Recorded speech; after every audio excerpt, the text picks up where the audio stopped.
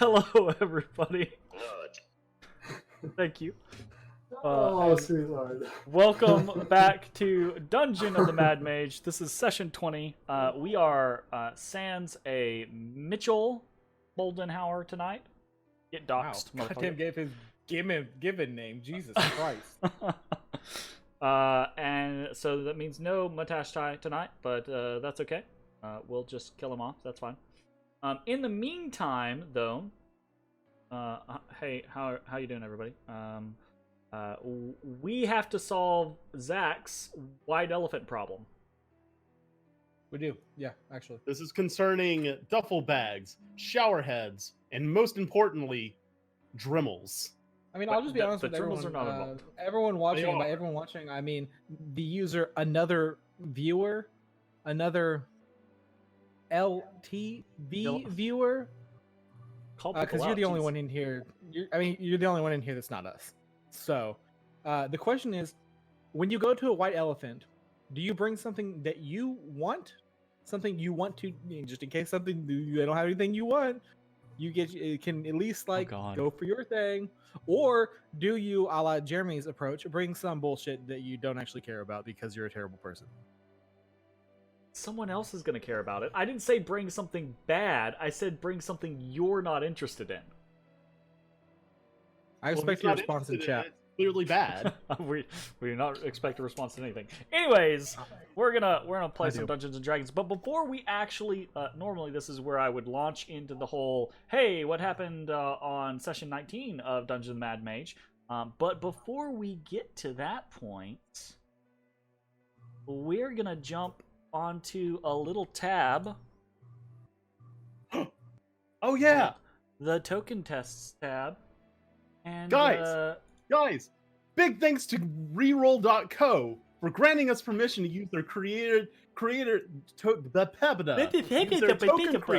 for our characters in the Dungeon of Mad Mage. Not only can you make cool pixel art characters, but you can customize each piece of gear with stats. Along with a fully fleshed out character sheet, this is a great source for players to store characters.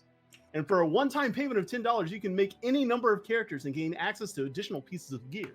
So go visit reroll.com and see the versatility of this tool for yourself. It's reroll.co. No M. Oh, and just to clarify, that is not a sponsor or anything like that, though. Really good job on the sponsor read-through kind of concept there, Jay. Nice. We'll keep that in mind for the future. But yeah, no, seriously, if anyone likes it. If anyone is actually watching this, look on screen. It's this great, wonderful pixel art. These are fully customized. We actually did do a little bit of tweaking here or there, but the product itself is really awesome. And I'm not trying to sell it or anything like that, because I have no stake in the matter. But I have been looking for ways to get some easy D&D art for a while, and this is pretty freaking fantastic, right? So yeah, some of these have been a little doctored in Photoshop, a little bit extra than what you can actually do with the site, but yeah. Special shout out basically to Jay for working on Ezra's vitiligo, because there's not really a vitiligo option. I would say, right, reroll, if reroll.co ever sees this, right, putting in more skin texture options or things like that could be a really interesting direction to go for, because I think that adds a lot of different they're doing stuff like that all the time. Yeah, they. I actually looked into it, and they apparently do a lot of different updates, pretty consistent. That's pretty cool. Anyways, so now we have these fun, awesome little character art pieces, and we actually have little tokens that we're going to be using for each of the characters. So, and we might play around with these a little bit. We might use little different backgrounds and maybe get some texture in there or something like that. But we'll see. So, wanted to show that off before we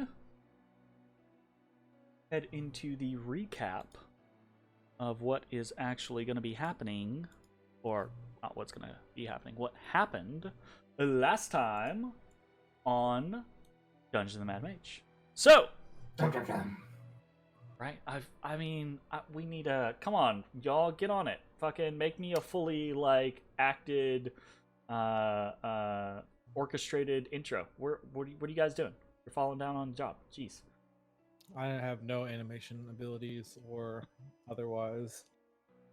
Previously on Dungeon of the Mad Mage, the party faced off against the Lightning Skull and its modified Flesh Golem. The fight was intense but brief, and though the skull seemed dangerous, its defenses were easily broken. With the death of the skull, the electrified room proved less than dangerous, and the party decided to rest to heal their wounds. In doing this, they learned of the Lightning Skull's regenerative abilities. Fortunately, they were not caught unawares, and were able to smash the skull a second time. This time, separating the pieces in an effort to prevent its regeneration. After determining that heading eastward might be dangerous due to the familiar sounds, the party turned southwards to find an ambush of ghasts, foul undead hunters. After dispatching these creatures, they found the remnants of a headless corpse in rubber boots, as well as a dead end. After this, the decision was made to return to the Goblin Market and explore further from its southern exit. Following the hall from that direction, it was filled with animated dwarven frescoes. So traveling through this, the group headed eastward.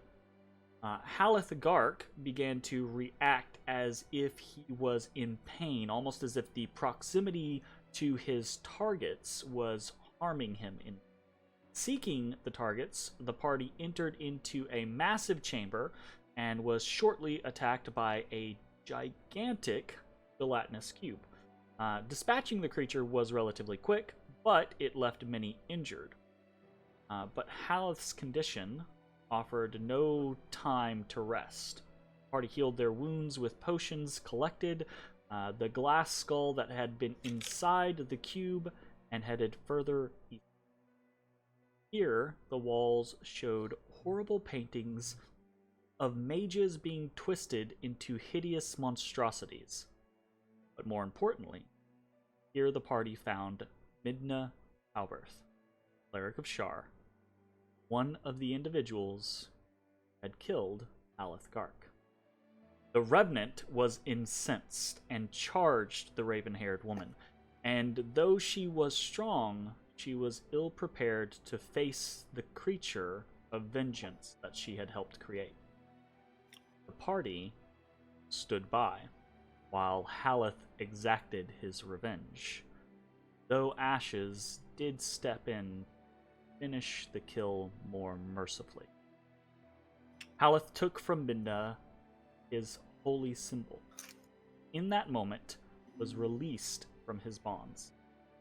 He spoke to Ashes of his regret, his need for atonement, and then he wished the party well before fading out of existence. His holy symbol of Joaquin, which he had just recovered, clattering to the ground, that he and it's right in that moment that we are going to fade back in. Right, there's this blinding kind of surge of light, and then Halaster is on. So I have moved you guys over on the map, and I'm gonna move the camera action over here real quick. Let's change our music. Action! So, I'm the action so man. these Halaster is gone. Ashes is there. And then there is the body of. Ooh. I moved the whole map, guys. Sorry. Wrong. A huge trimmer. Wrong layer. Oh, whoops. So there's. A Tarrasque moves the entire Undermountain. Right.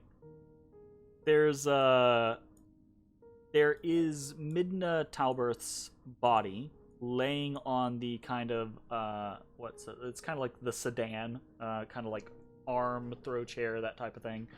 And the east, there's no life in her form, and you see right as this is happening, the floating kind of like mugs and jugs and platters that had been beating on Haleth, they kind of hover over towards the table that's along the southern border of this room. This great kind of like banquet table, seated out with rich foods and wines. It actually smells pretty amazing, truth be told. But through this, and feel free to step in if I overstep boundaries, but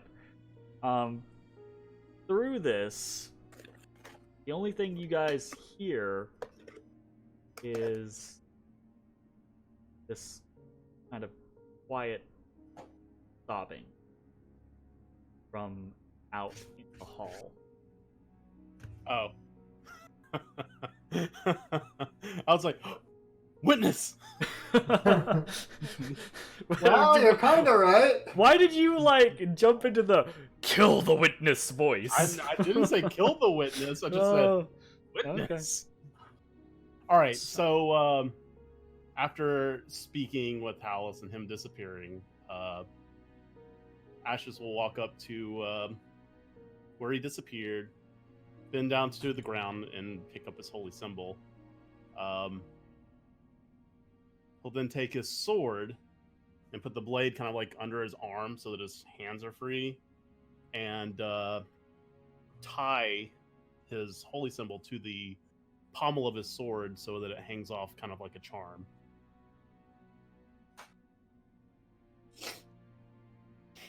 And then sheath his weapon. Okay. So Matashtai, right?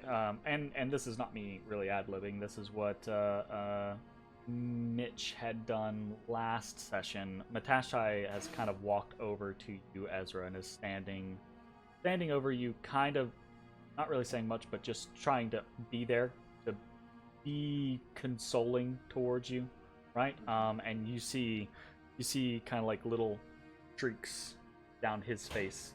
Well. And he'll offer you, because didn't you like slump down, or were you standing? I'm on my butt, like hands and knees. So he'll give you a moment, and then he'll kind of like offer a hand to you to help you up.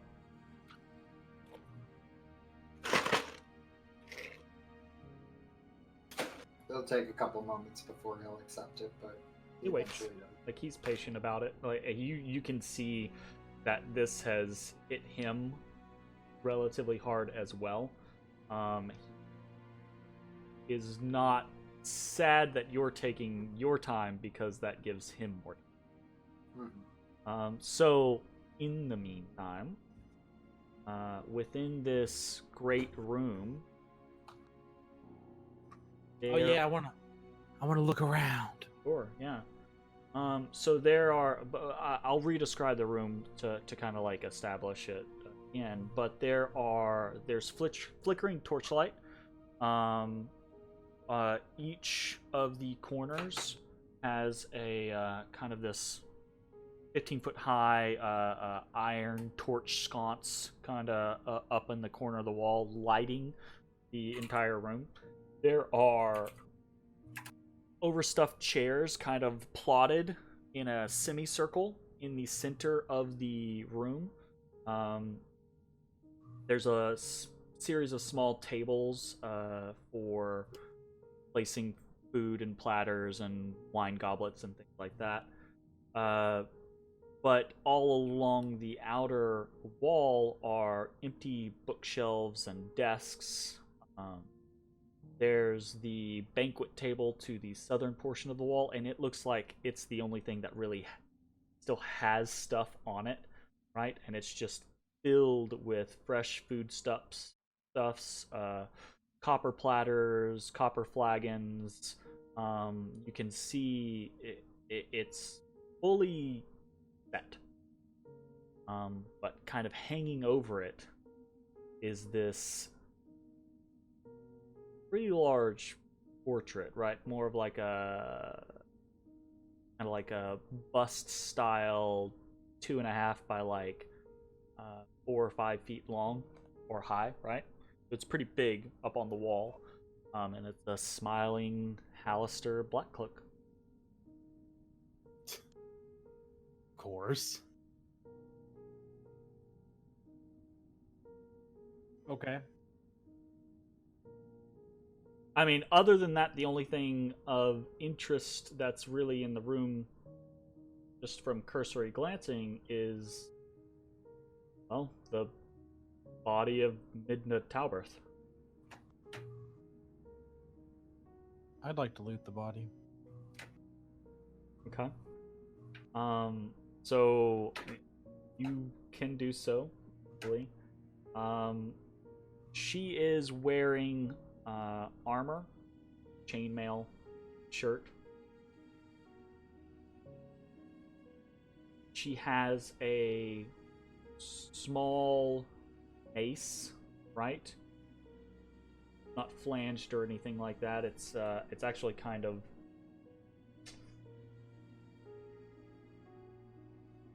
got a polished end, right? It looks more ceremonial than anything else, right? But I mean, if you thwacked someone with it real good, it would hurt, right? She has a symbol around her neck, right?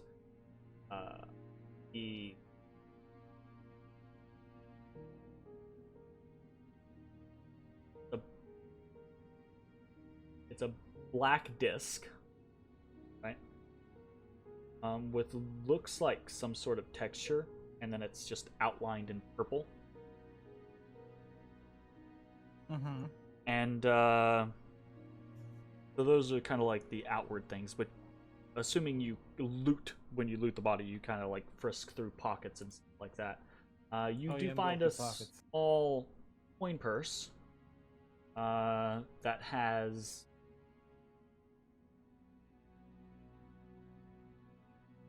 it has 19 dragons and 11 shards.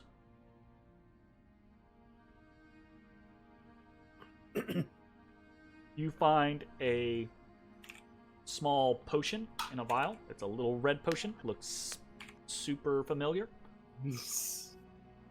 I would hope it looked super familiar considering how many we've gone through already.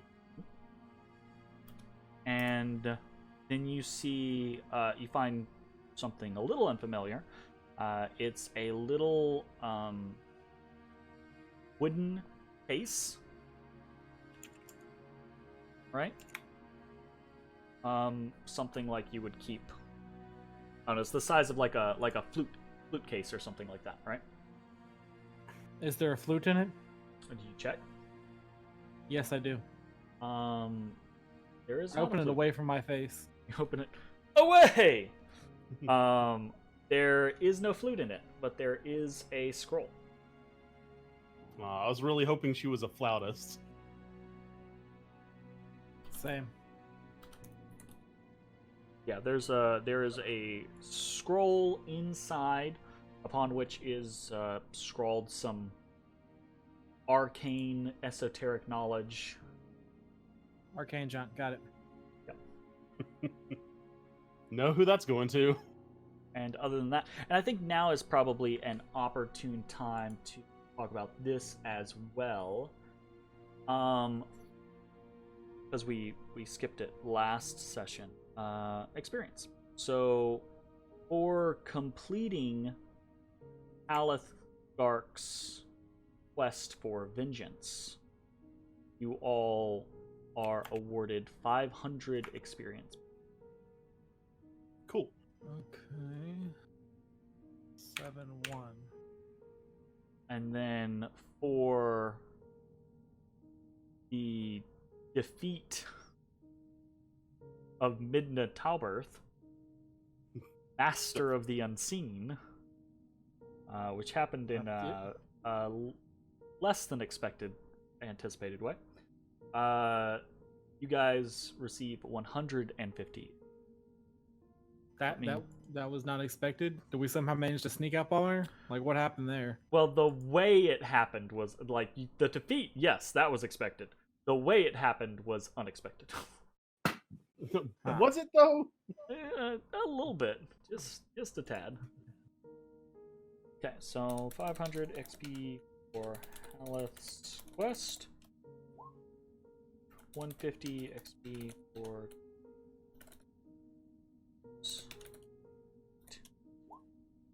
Nice. Okay, and then 19 gold, 11 silver. A scroll case that's gonna go in Jake's inventory.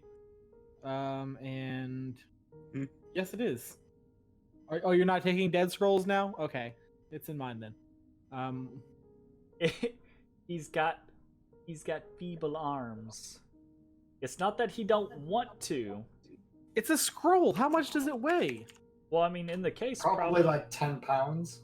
In the case, I would say. Is it a 10-pound case? How big is the case? Can I fit a dagger in it? Is it ceremonial looking? You could actually hide a dagger in it if you needed to. The case is. The case hide, present, or present. Yes, absolutely. You could present a dagger in it. The case is maybe a quarter of a pound. A quarter of a pound, Jacob. So after that shitting grin, I'm gonna let you take flack for a little bit, Jake. I think you deserve it. I have made it a point for the last 2 months to fix my deficiency. Mule. Well, it takes time. It takes time. So, Matashtai and Ezrah eventually do rejoin the party. I say rejoin. Matashtai will eventually step into the room to make sure that he's available should anything happen. Ezrah,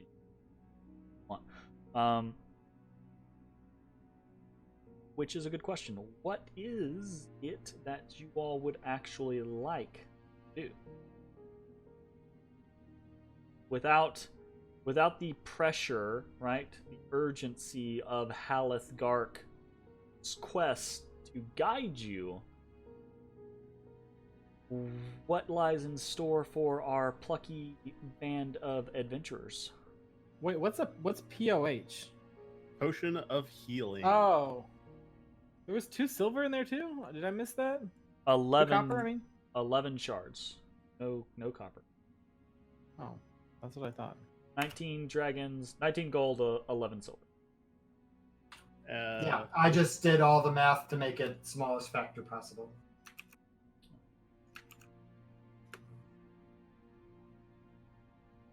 Alright, so. What would you guys like to do?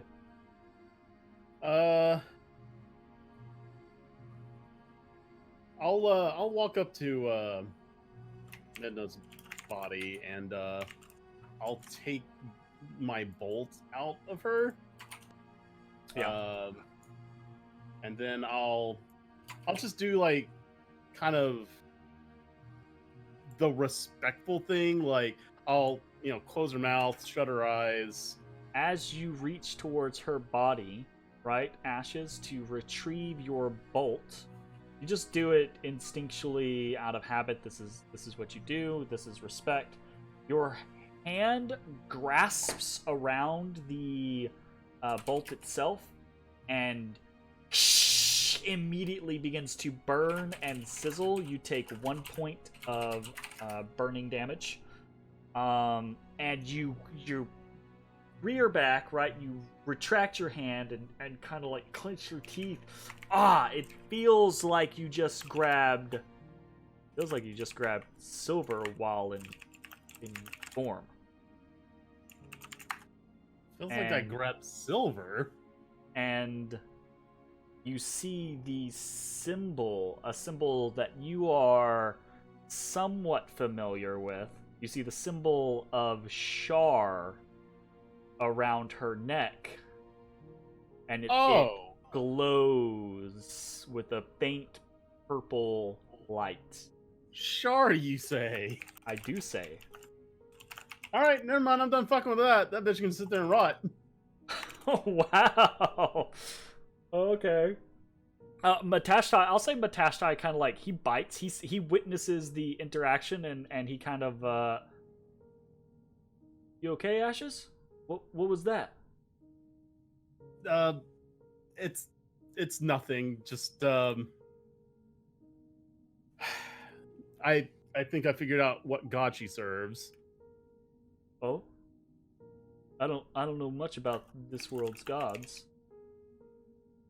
Have you heard of Shar? Mistress of the night? Goddess. And actually, I think Shar is one of those that might actually float between worlds. I'd have to double check. I don't quite remember. But there are a couple that are not just world exclusive. I'm not sure if Shar is one of those, but she might be. So, I think we'll go off the benefit of the doubt, and we'll say Matashtai kind of says, "Sounds familiar, but I'm not sure."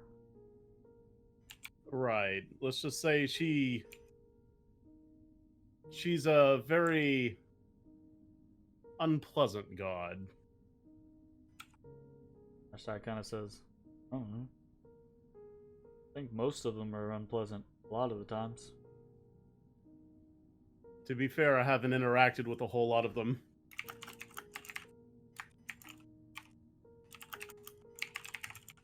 Well, we need to do anything else here? I mean, To do anything with her body? probably not gonna be messing with it anymore. Yeah. So, just I don't know. I don't think I've mentioned this before, but I kind of follow the charge of Salune, and she's kind of, she and Shar are not really on terms, and apparently that's kind of. They say, That's yeah, he'll like apparently- point to be like, "Is that why it burns you?"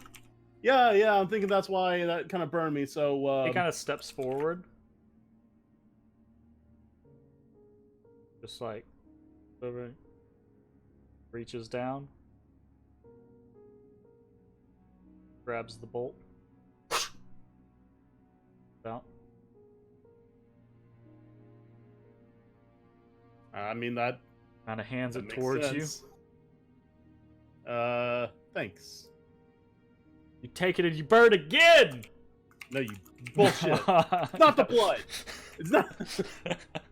No, yeah, he kind of like gingerly hands it over to you, just not quite sure if it's gonna. I mean, and then it I'm does not gonna nothing. be like it's 1 point of damage. It didn't hurt that bad. I'm not gonna be like, oh my god. Well, yeah, But I'll sure. I'll take the bolt. Okay.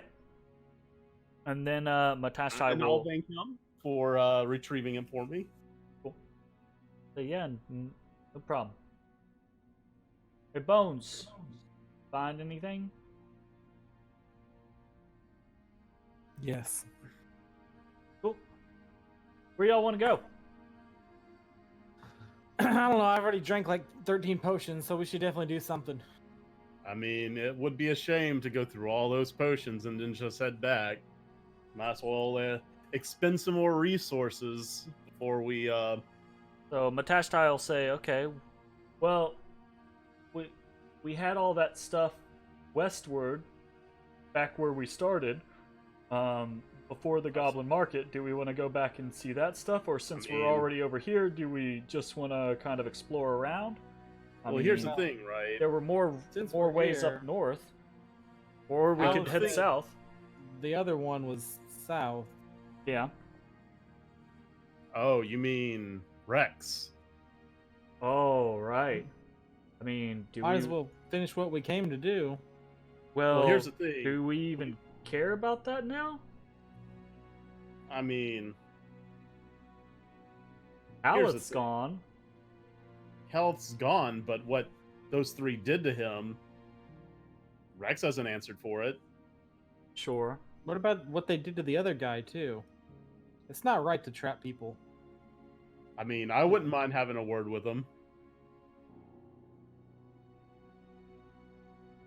Matashtai kind of shrugs. He says, "What y'all want to do?"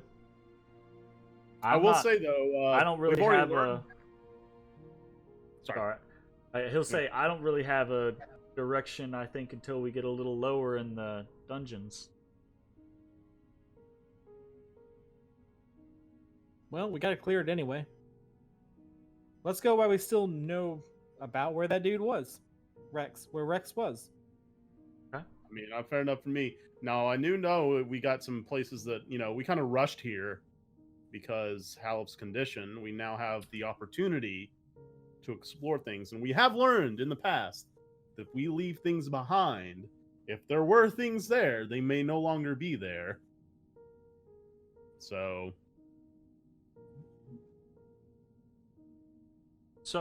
I don't rightly remember, but I don't remember us passing too much once we went through the south. There was the kitchen.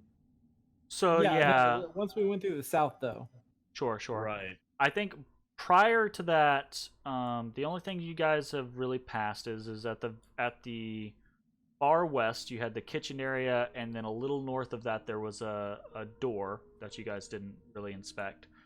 At the Lightning Skull room, there's the path eastward that you guys haven't explored, right? Then back at the intersection, the long hall that had the animated dwarf frescoes, right? That long hall had a 4-way intersection, and you guys kept heading east, so there's still the northern direction and the southern direction from it. And then where you guys are at right now, right? From the big room that you guys were just in, there was also more northward expansion. So you guys got a ton of exploratory options all over the place, like everywhere. You're pretty flush right at this moment. And we no longer have a pressing matter at hand, so yep. Take your time. We can do be what you need to. a lot more thorough. Unless, of course, you really want to deal with this Rex thing. I would like to deal with Rex. Okay. I am with Bones. Sounds good. Well, then, if that's the case, you guys know southwards was the last place Halith had really pinned it. In fact, if you remember, when you were at the intersection, he had pointed eastward for one, which ended up being Midna, and then he had pointed kind of southeast for the other. Southeast. Yeah, this would be the general direction. So, as you guys kind of head through this hall, right, you see again the myriad paintings of the different... Say what? Sorry, I was reacting to Bones. Gotcha. It's fine. We were just role playing, but we're done with that now. I didn't hear what you were saying. Sorry. No, it's fine. It's fine. It's fine. I've offended you. My bad. So as you guys kind of begin to walk back through these halls, right? These are the halls that are painted through with the horrible twisting depictions of the various mages. Graphically, now, are these animated like the dwarven frescoes? They are not animated, though.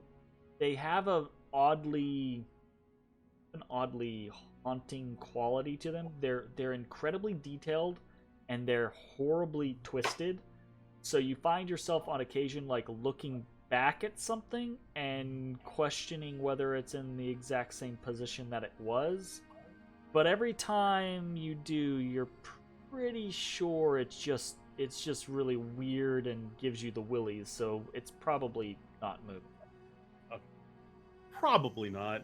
Yeah. Like, there's like a set of eyes that's looking this way, and when I look back, they're looking this way. Yeah, that type of shit, actually. Yeah. Except instead of a set of eyes, right there, it's these weird creatures with these big eyes. And one will be looking like this, and then you'll look back and it'll be looking like this. Zoink, Scoob! This sure is spooky! Mm-hmm. So, as you guys head southwards, right? You have yet to actually head into this area. You find this entire section, right, is full of cave-ins and debris. Some catastrophic event has destroyed the stabilizing features in this area. So there's just rubble and ruin everywhere. Paths are obstructed. You can see that this area, portions of this area probably were previously completely collapsed, but something has tunneled its way through a lot of this rubble, leaving rough-hewn pathways that you can fit yourself through in order to maneuver around.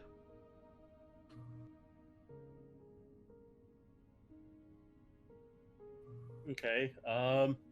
It doesn't quite look like a dead end yet, so I'll We maneuver. I'll step up to we'll do that. Yeah, so you guys start Do traveling. we hear any gibbering mouthing in the halls? You hear no gibbering mouthing. No. You hear what you're growing accustomed to as kind of like the normal sounds of the dungeon, right? So you hear, faint rushes of air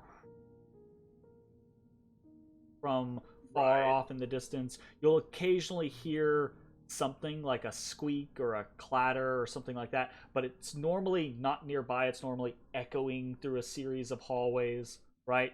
The sound is incredibly tricky in a place like this because there's so many places for it to escape to, so many directions for it to go. It can be very deceptive, and no in a lot of sound dampening whatsoever. Sound dampening in certain scenarios, right? Like you find more often than not, like when you guys engage in battle, for instance, you would, if you were in a great clearing, right? People would hear you from hundreds of feet away easily, right? But in an environment like this, a person might be 2 rooms away and not hear you because of the redirection of all of the sound. Fair enough. So it's kind of spoopy. It has kind of this mystical, arcane, haunting nature to it, right? Like it doesn't quite make a whole lot of sense. But as you guys kind of round through this carved, rough-hewn pathway, you find yourselves back at the first rough-hewn pathway that you had found, right? So to the north now is that great room with the gelatinous cube, and then back westward is the intersection. So you guys have kind of gone in this rough circle around this area. Weren't there more rooms in that hermetically sealed room? Absolutely. Yes. There were multiple other doors in that. At least 3 other doors that you guys did not explore. So again, we go back to that kind of like, what is it that you guys really want to do? Do you want to go after Rex, right? Do you want to leave this portion of the dungeon behind unexplored and head after Rex? Or do you leave Rex for another time? Those rooms probably aren't going anywhere, right? No clue. I have a feeling, though. Matashtai will look at you, Bones, and say, yeah, you're probably right. They've been here for a while already. I mean, when we opened up that room with the big cube thing, it didn't look like anyone had been in there for a long time, right? Fair enough. That's true. Let's go look for him. All right. So you guys venture westward to the intersection? Is that the plan? To the intersection. All right.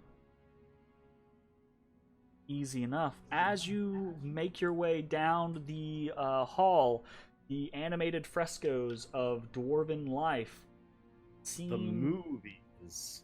a little less animated to you. A couple of them, they're still moving, but they seem less happy, less jaunty. A couple of them actually look at you all, and they don't look angry, but they look at you just kind of with sadness on their faces. What race was Midna? He was human. Human? Okay. But it does have this air that somehow, some way, the living fresco of this area kind of has seen what has transpired. And like I said, they're not like passing judgment or anything like that. They just seem sad by what they have witnessed. Cool. Don't have time to dick with that right now. Going down. Okay. So, begin to head southward. The frescoes continue until you round a corner. And then the frescoes pretty abruptly stop. And instead of the great detailed life of this dwarven underground that you've seen previously, the walls are replaced with relatively barren crenellations, like little stone workings, right? Just along the walls, kind of like turning them into bigger, blockier panels, segmenting the entire thing. Gotcha. And it, like, suddenly everything becomes very cold and impersonal.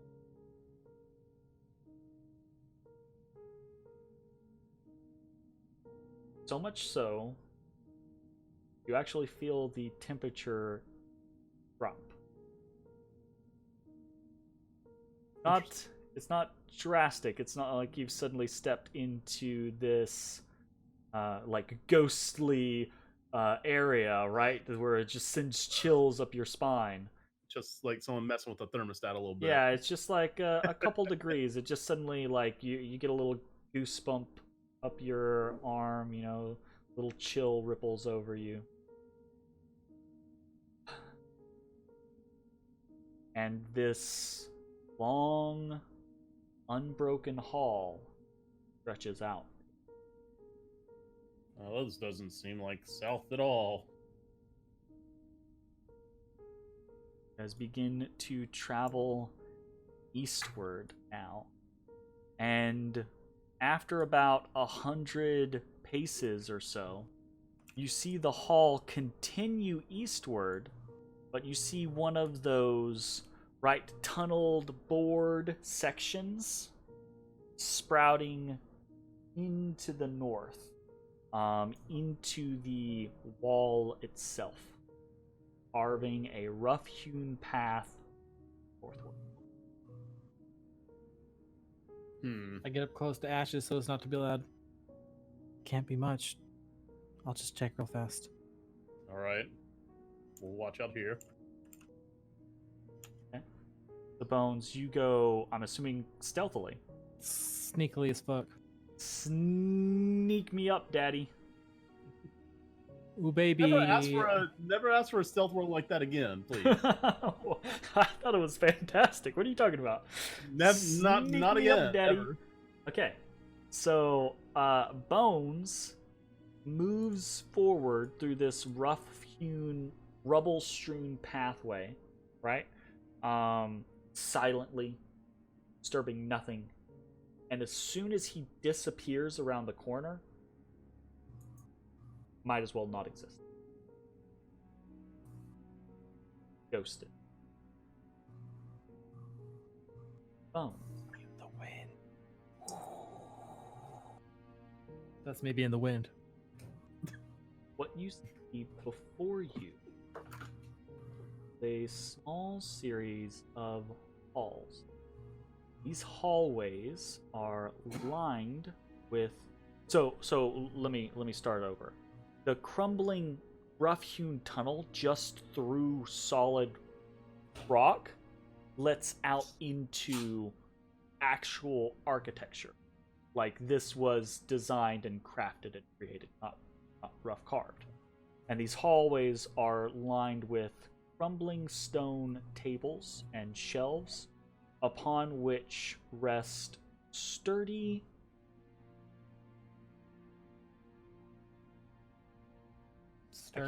I can't read.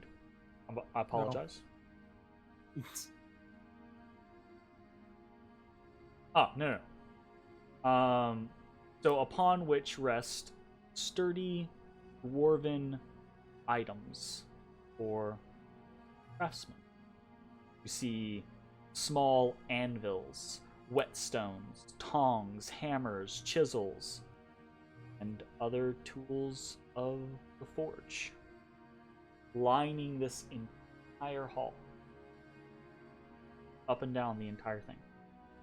Waiting, laid out, as if they are waiting for someone, waiting for some series of craftsmen to come and pick them up. They're needed. Okay. You hear nothing untowards, right? Nothing more than the thing that you can hear the most is the sound of your allies breathing 30 feet down the tunnel. Honestly, fucking breathing, bro. Well, but that's how quiet some portions of the dungeon are. Is that the only things that you really hear are each other's breaths. You hear your own heartbeat.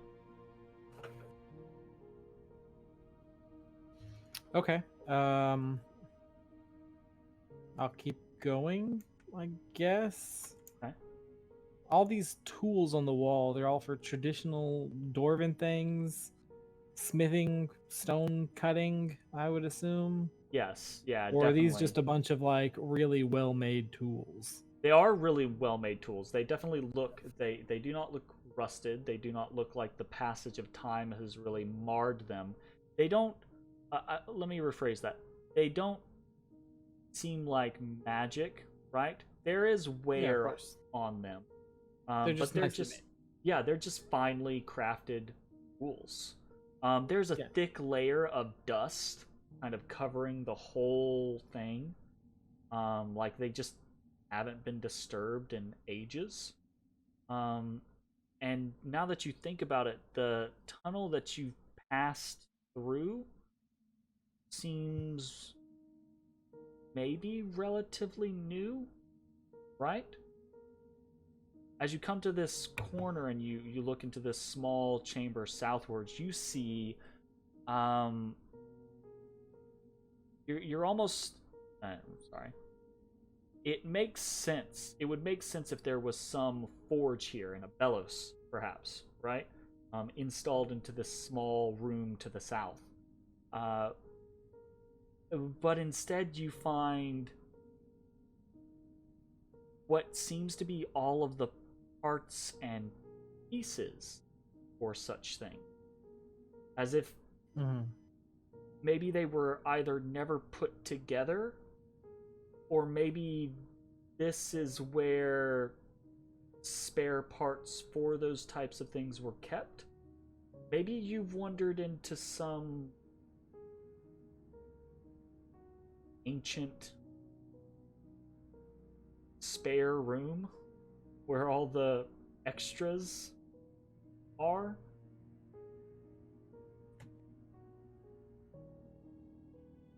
Sweet. Extras. Down here is the extras? Yes. Okay. Just a quick survey. It just looks like stuff to make a forge, essentially. Pretty much. Cool. I leave. I go over this way.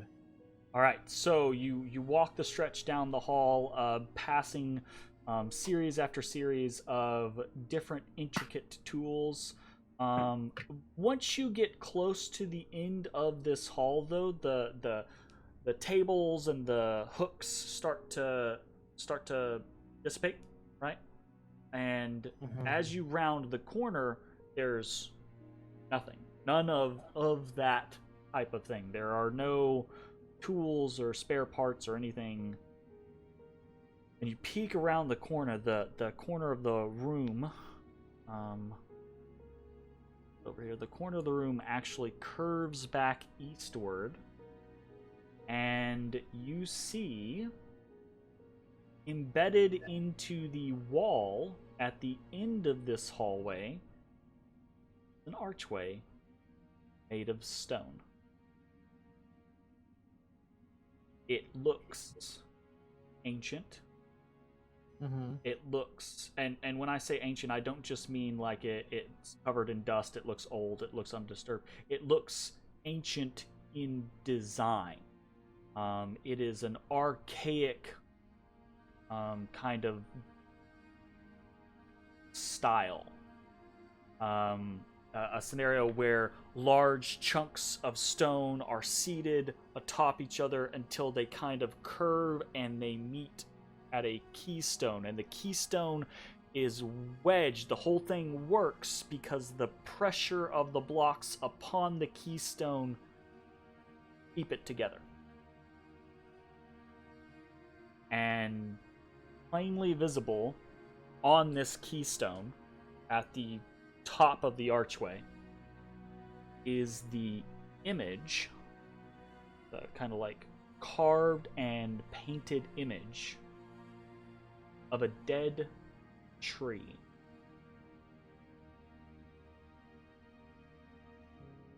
Huh. A dead tree.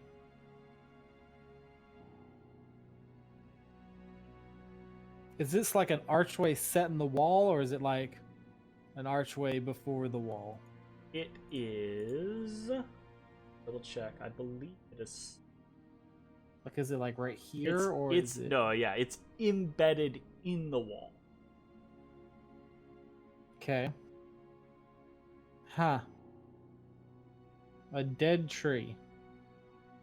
I poke my 10-foot pole at it. That's a dead tree. At the portal, not at the fucking keystone. I'm not trying to break everything. Okay. Wait, so you... Let me just ask for clarity.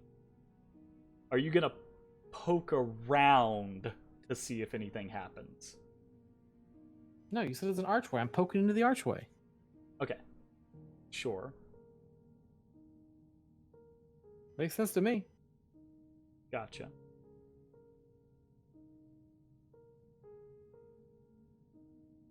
As the 10-foot pole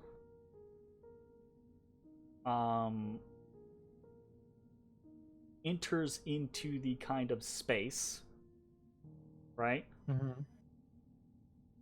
There is this kind of there's this kind of like kind of sound, and then from the bottom filling up to the top is this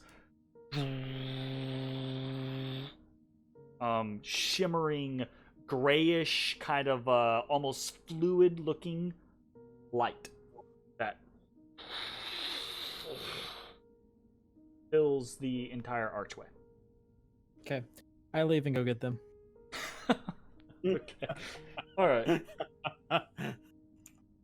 Gotcha. I'm gonna go get them and bring them back here. I'm not gonna put my character that full way.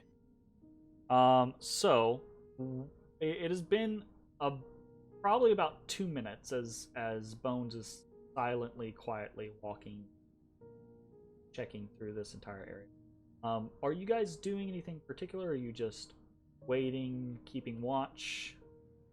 Yes. Just keeping watch, making sure we weren't followed, making sure nothing's coming down the hallway. Okay, gotcha. Trying not to be loud and screwing up anything that Bones is doing.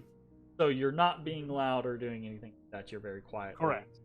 Waiting, watching. Ezra's making sure minding our to own keep 10 feet business. away from Ashes at all times, of course.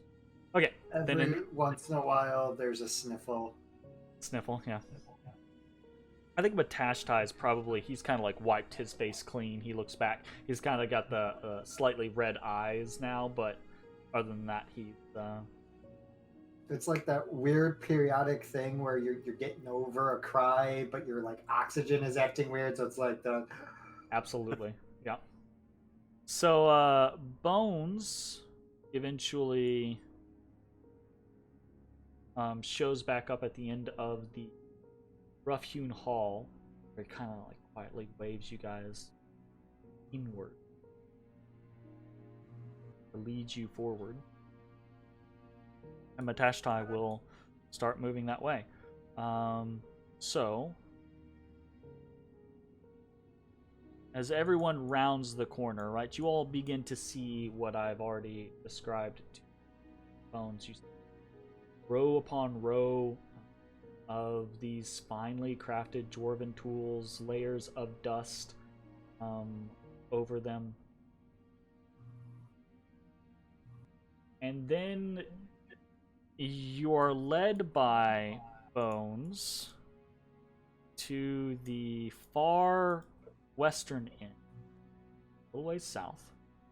And you see now, right, this little kind of like fluidy, grayish light making this surface within the archway.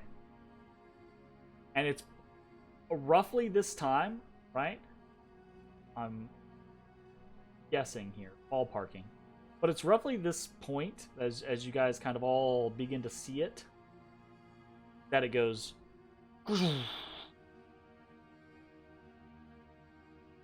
And the same way it filled, right, dissipates. And it is now just a stone archway. It did that when I poked it with my 10-foot pole. Oh, really? Yeah. I don't want to put a body part in there. I don't know what it is.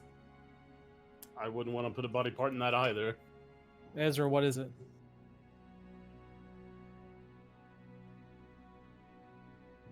it looks like a gate of some sort. You can't see it. You're 10 feet away from ashes. You get out here. You described it to me. We're not in combat. Close in. Come take a look. You better get close so I don't suck everyone else in. Leave you here all on your little lonesome. No, I'm just kidding. So yeah, you guys can see this this archaic looking archway with a dead tree engraved and painted upon its gate. Should I try and go through it, or is it a painting? Is it a engraving? What is? So the dead tree upon the keystone looks like it's an engraving that has been painted in. Does that symbol mean anything in an arcane language, or potentially as a religious symbol or clan tag? Roll me a Arcana or a religion or something like that. We'll see. Oh yeah, does it appear Dwarven in nature? I happen to know a lot about the Dwarven stuff. The Dwarven stuff? Yeah. Roll me a history check. It does not ring any bells, Ezra. 8. Also does not ring any bells, except for it might be in reference to the Great War of the Tree, right? So this might be like a representation of the bloody tree god that was defeated during that fell war that the dwarves have participated in since the dawn of time. I let everyone know this. I'm just going to assume it's some druid shit. Tread carefully. Does that story mean anything to me? Absolutely nothing. Okay. There are some clans of dwarves that are very suspicious of trees. This is my personal little. I love to play dwarves like this. This is my personal little shout out to Order of the Stick. Oh, really? Yeah. Because dwarves. All right, I poke it with my fucking pole again. It turned on. I poke the murky, fucking silvery, liquidy light fills up the archway. I poke hard. I keep poking. Does my stick go through? It touches the surface, right? Yeah. And then Does it not go through? it does. So it you had touched the wall, right? Yes. And now I you recall feel that. no resistance. Mm-hmm. Does it? So when you pulled it out, it was whole. Is whole.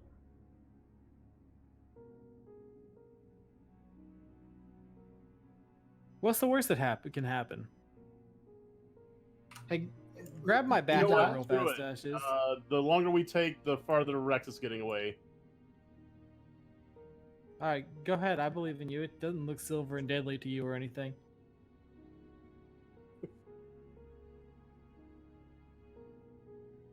Go ahead. All Look, right. I grab his belt. I grab his belt in case he needs to be pulled out.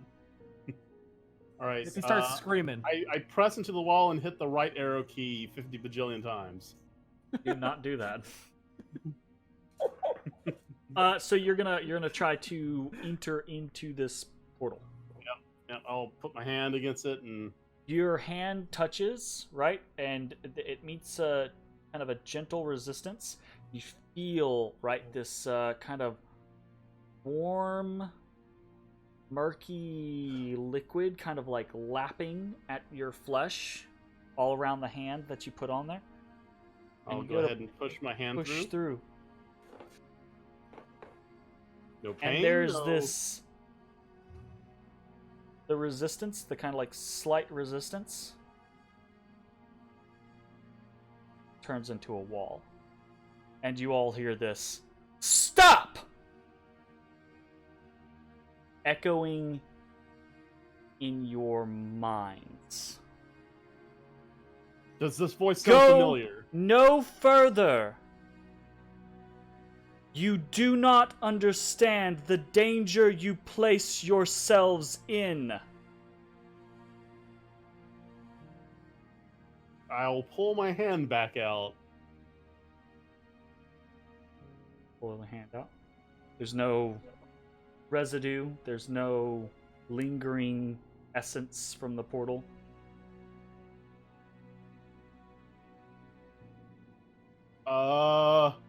The sound, Yeah. by the way, no, the voice did not seem familiar to you. You have never heard it. Did you guys before. hear that, or was it just me? It was everybody. I heard it. Yep.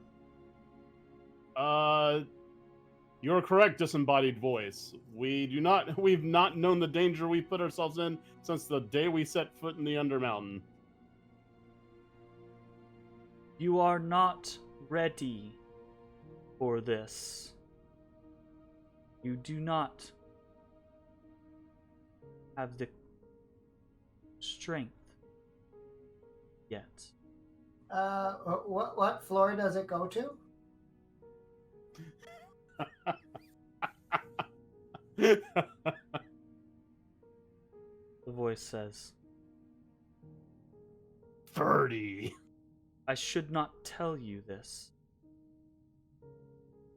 but you're gonna. I see potential.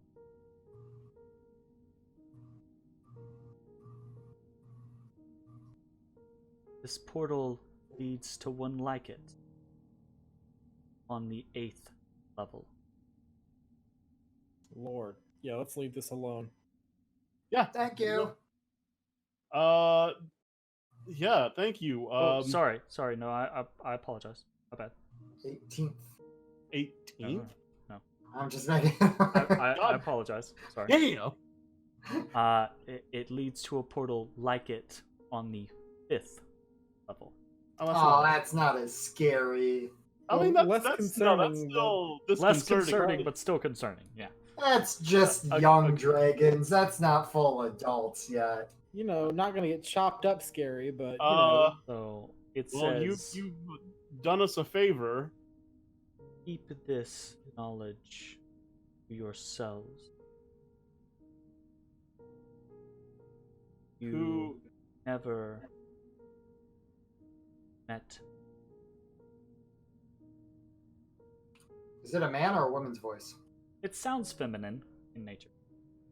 We still haven't met you. I will make note of the voice, so if I run across it again, maybe I can identify it. Sure. And I will thank the voice for preventing us from potentially killing ourselves. There is no. And I'm gonna leave. Hey boys, you found a portal to level 5. You're not Same, man. You're not strong enough to go through that portal yet. This not strong enough to go through the portal, or no. So I'm so out of character moment here as we kind of like talk about Dungeon of the Mad Mage and then some of the mechanics built in behind it. So I've spent quite a bit of time kind of like padding out the story because the story is very threadbare in Dungeon of the Mad Mage. So there's a lot more reasoning and method to the madness within the dungeon now. But this is actually part of the base portion of the game. There are portals throughout, and you are magically barred from utilizing them until you are of sufficient level. So basically every portal you come across is going to have 2 requirements. You're going to have to figure out how to activate the portal. You guys have kind of already been doing that type of scenario, but then you're also going to have to be strong enough to go through the portal. And it's a functionality that's built into Dungeon of the Mad Mage to eventually give you guys easier travel for certain scenarios, but also to keep you from going, hey, we just found the portal to level 5 and we're dead. You know? Huh. Noted. But yeah, so that's the base portion of the game. I've spiced things up a little, so we'll see how that goes. So, all right. Well, I'm gonna less the actual game and more hastily start making our way back to the main hallway. Get the fuck out! All right, sounds good. Y'all will just want to reconvene back there at that outer portion. Already there. Nice. All right. Fantastic. Okay, so as you guys come out of the rough-hewn hall, you feel, right, this of wind go from west to east past you, and you hear this. Yes, it goes west past you. West. And you hear, right, this.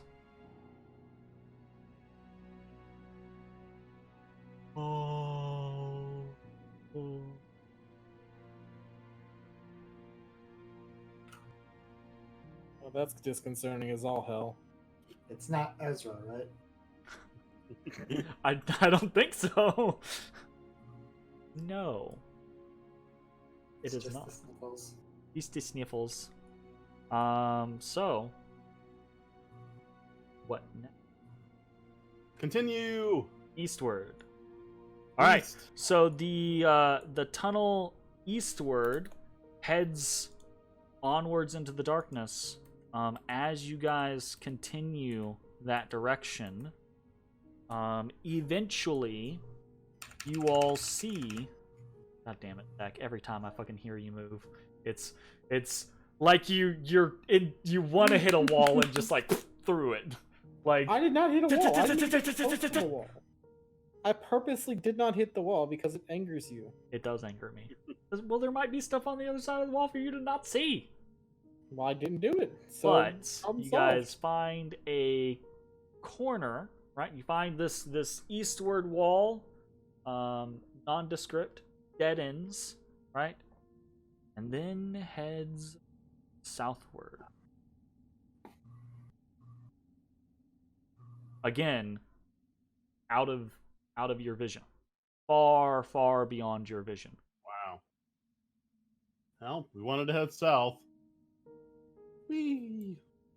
Okay. As you guys head southwards, you begin to hear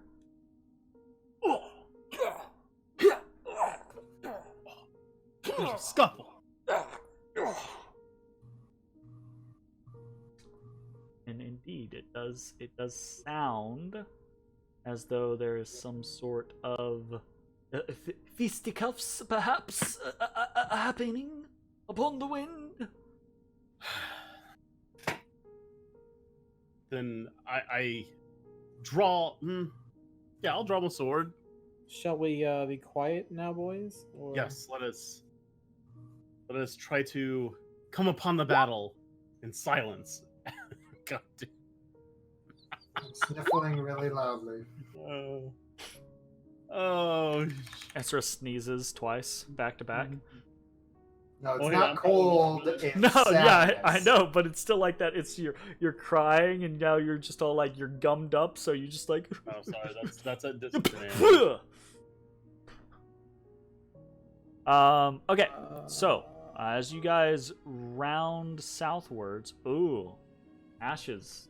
Yeah, I forgot it was a disadvantage. Jingle, jingle, jingle, jingle, jingle, jingle, jingle, Yep. jingle. Hey man, I don't care. The half plate has been fucking amazing. All right, so you guys, you head southwards.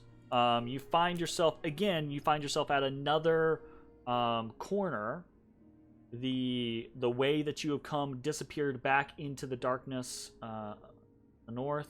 But now you see, right? You come to this this corner. You see two directions. You see a hall continuing back westward, but then you see a hall lead off to the south. And it is from this southern hall that you hear the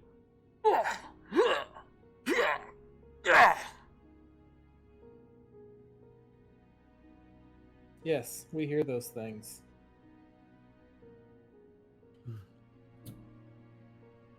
So what do you want to do? Where do you want to go? The southern hall, obviously. The southern hall, obviously. Sounds good.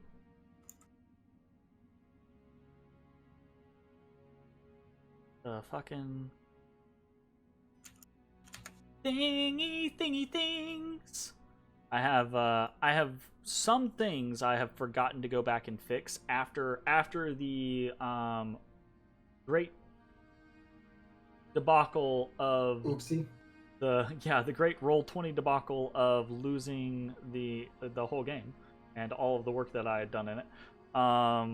There are some things that I've forgotten to go back and fix. So occasionally I run into these situations where it's like, why is that on the map? Why is that a thing you can see? That's not supposed to be something you can see, right? So, anyways. Phone call. Okay. So, you guys head southwards. The tunnel curves back towards the west and then further south still. And as you guys travel, the sounds of scuffling get louder. They get more clear. You begin to hear small bits of voices in them. You hear, you're all pathetic! Weaklings! You fight like children! Put some back into it! You'll never be anything like this! Come on! Be better! Is it training? Sounds kind of like it. So, Must be swift as a coursing actually, river. let's do this. Since Zach got a phone call, and we're potentially about to happen on something, why don't we go ahead and take a little bio break, and then we will come back and we will see what it is that the party has gotten themselves into here on Dungeon of the Mad Mage. We'll see you in a bit.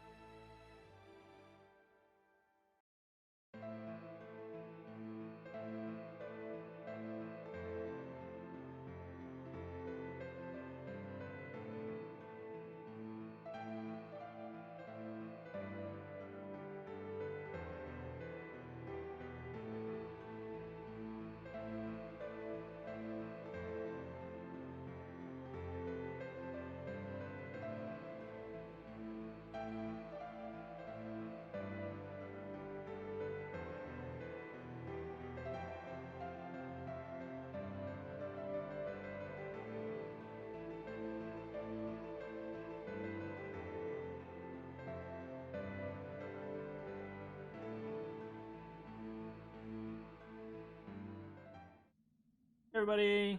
We are back from break, and we are on the cusp of something. So you guys are traveling down this southern hall, right? Again, nondescript. You can hear the normal dungeon sounds around you. There's a faint chill in the air, but against the norm, there are these sounds of what Ashes has now kind of identified as the sounds of training combat, right? Coming from the south, kind of echoing through the hallways. What would you like to do?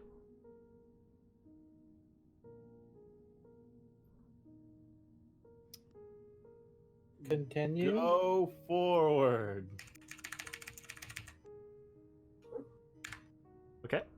So, you guys head southward, and you find your way to another bend.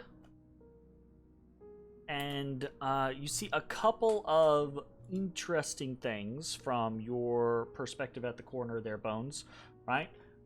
You see, first and foremost, this great, large, open room that is mostly bare, though it is significantly cleaner than many of the areas that you've been through in the dungeon so far. You hear the sounds of mock battle emanating from the tunnel further to the west. And then you see kind of to the south, the room kind of opens up, or closes, rather, opposite of opening up. That's what that is. It kind of like closes down, and there seems to be like another hall or another exit southwards.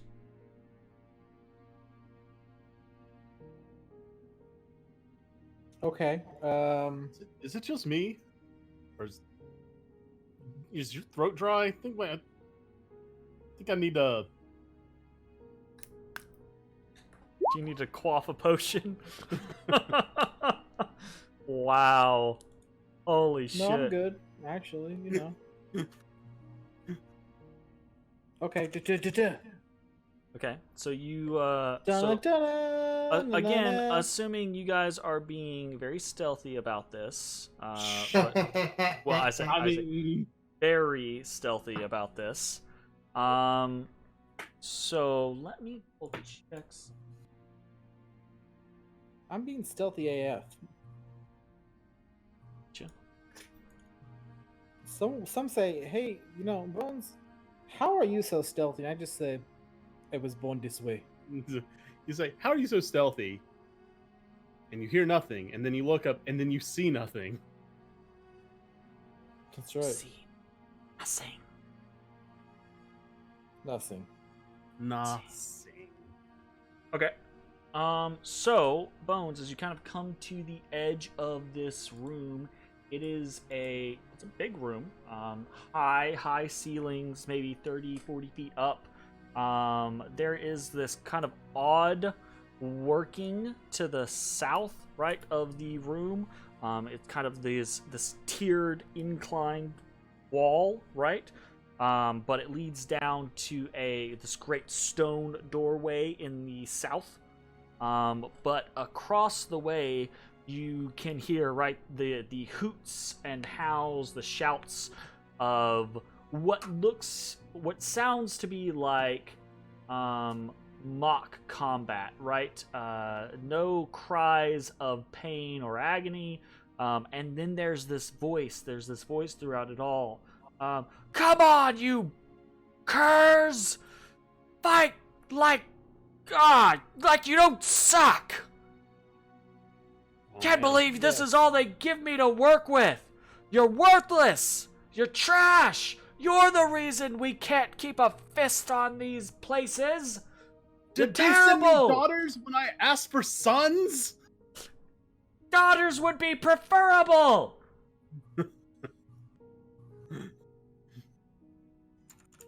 So, but you can't quite see. Okay. So, Ashes is going. So, Matashtai is not to be outdone by I'll Ashes. push up, so, Matashtai comes forward with you as well, Ashes. Ezrah a little bit off. And then Bones, you just kind of like scamper across the room. Light-footedly. I scamper. Light-footedly. Okay. I scamp. I am a scamp. You are a scamp. So you reach this corner, and a couple of things happen. Okay. Okay.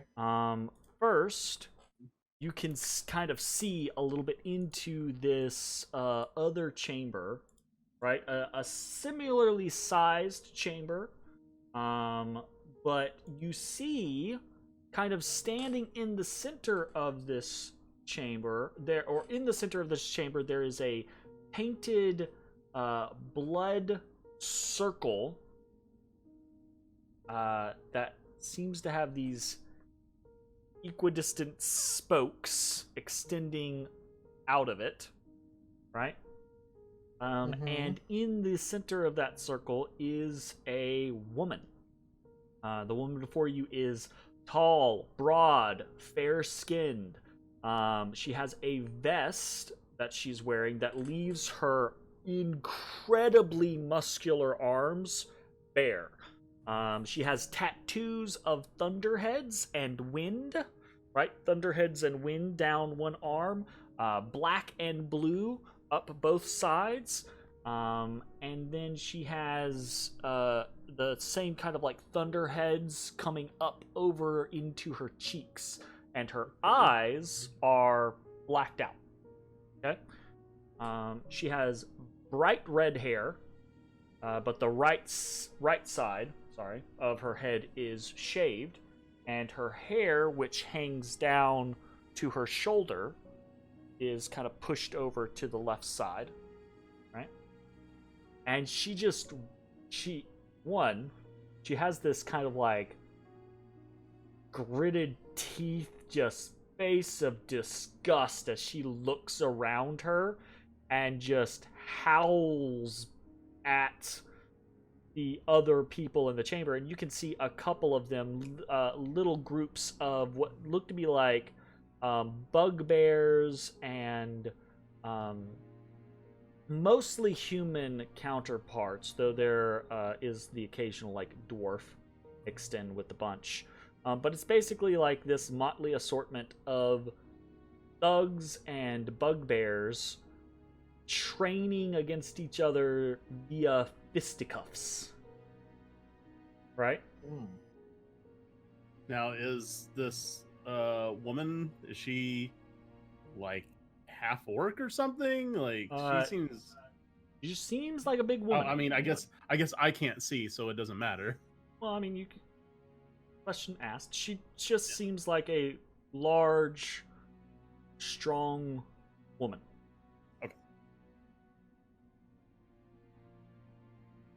She's large and strong. Yes. Don't make a snoo joke. Don't do it. And the others are bugbears. Okay. Yeah. Okay, so that is kind of what you witness, Bones. Okay. I am Bones. But then you all hear what sound goes along with this? You hear kind of you hear this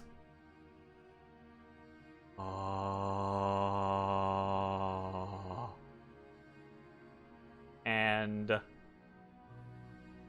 it's the ghost of Haleth. He's still not able to rest. And I need all of you to roll perception.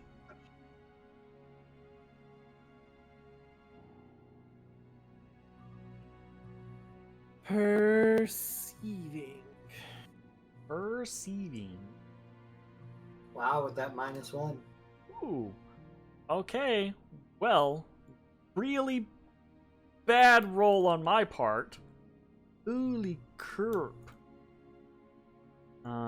And then let's do a perception check for really bad roll on my part, and then really good roll on my part. Fantastic. Thanks, Jeremy. So, well, this is fortunate to you all, because it means your reactions are not so slow that you count as surprised as drifting down from the shadows of the ceiling, the great ceiling above you.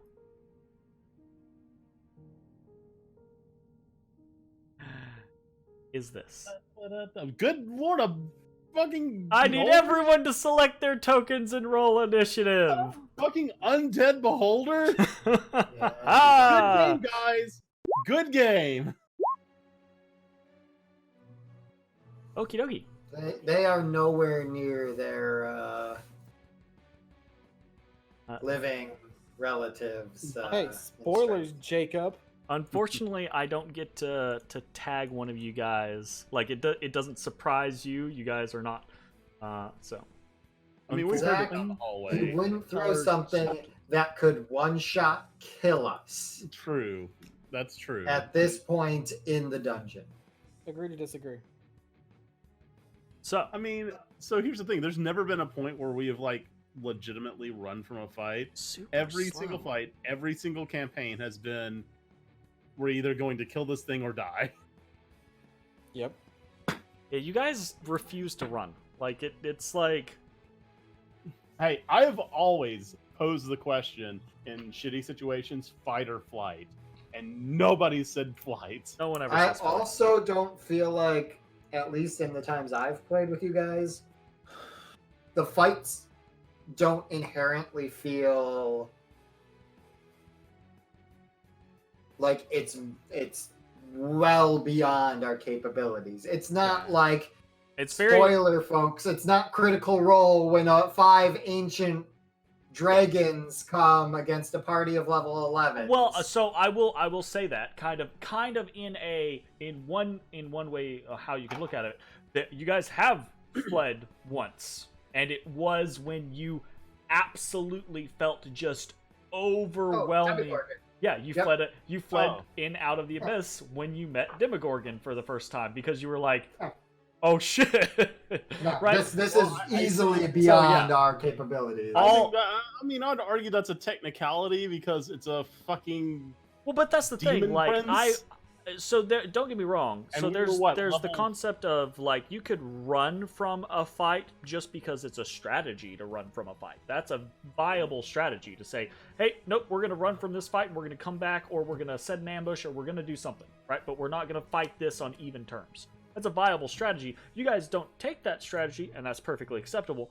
But running from overwhelming odds isn't a strategy. That's just keeping your game alive. Survival. Yeah, so I don't tend to put in a lot of situations of, oh, you guys better run or else this thing's absolutely gonna kill you. Because what the fuck?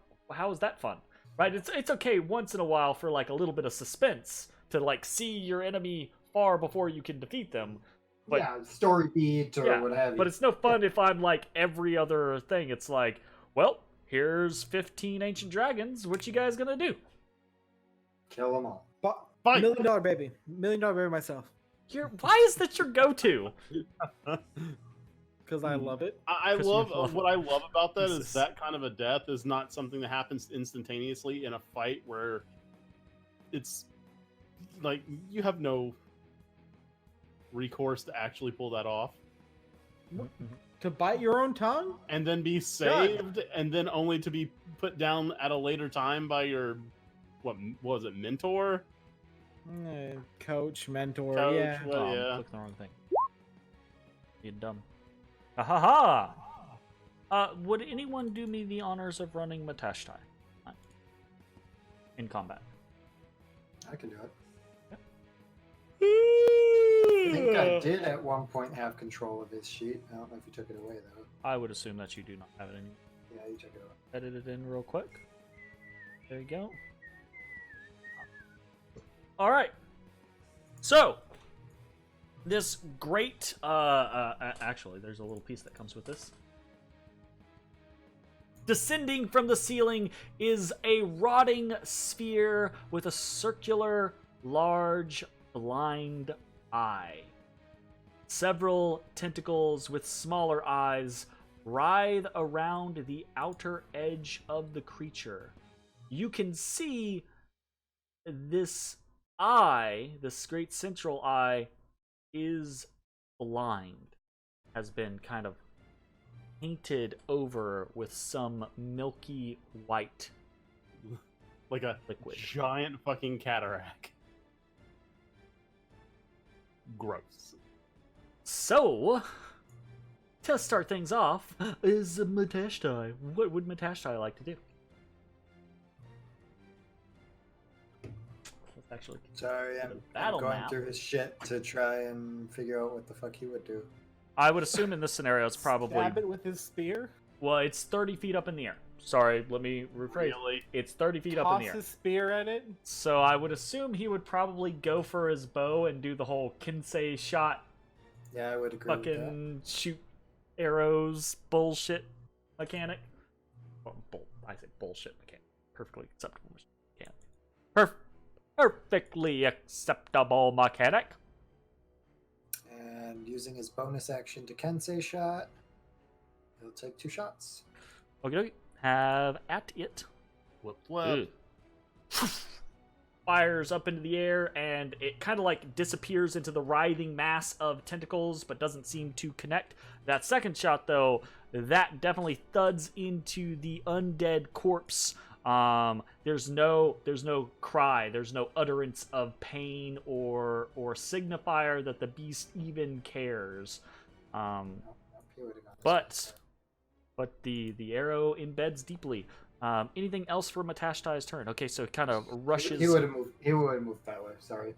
Gotcha. So he kind of rushes out of the hall entrance, kind of like splitting the direction all over the place.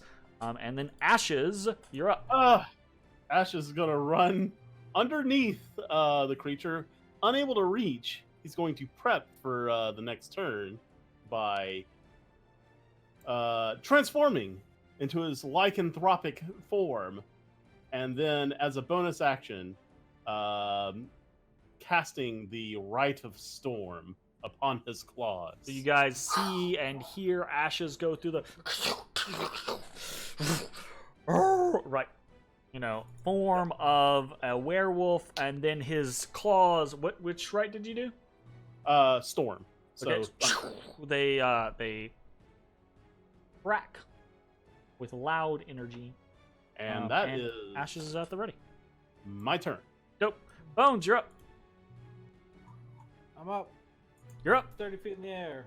5, 10, 15. You're 20. up. You're up 30 feet in the air. No, he's 30 feet in the air. I He's know. 30 feet in It's just the the way you said it. I don't even. So hold you on. move directly Are you below really the creature. gonna move next to the lichen? Yes, I'm not a scaredy cat like you. Okay. I mean, it's not about You are a being cat of a scared different cat. variety.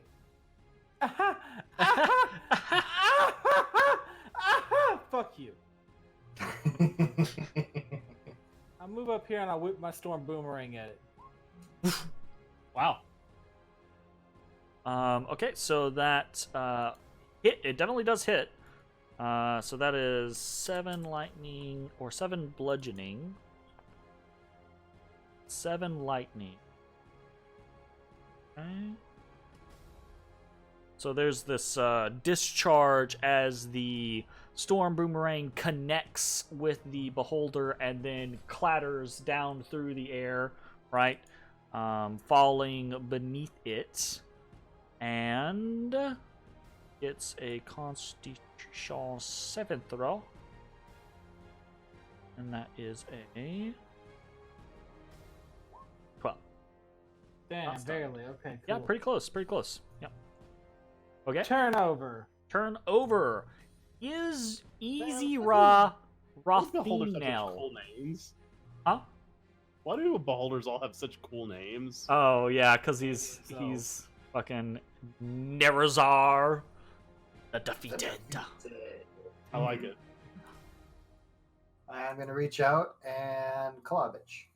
Or attempt to claw a bitch. You reach out and whoosh through the air.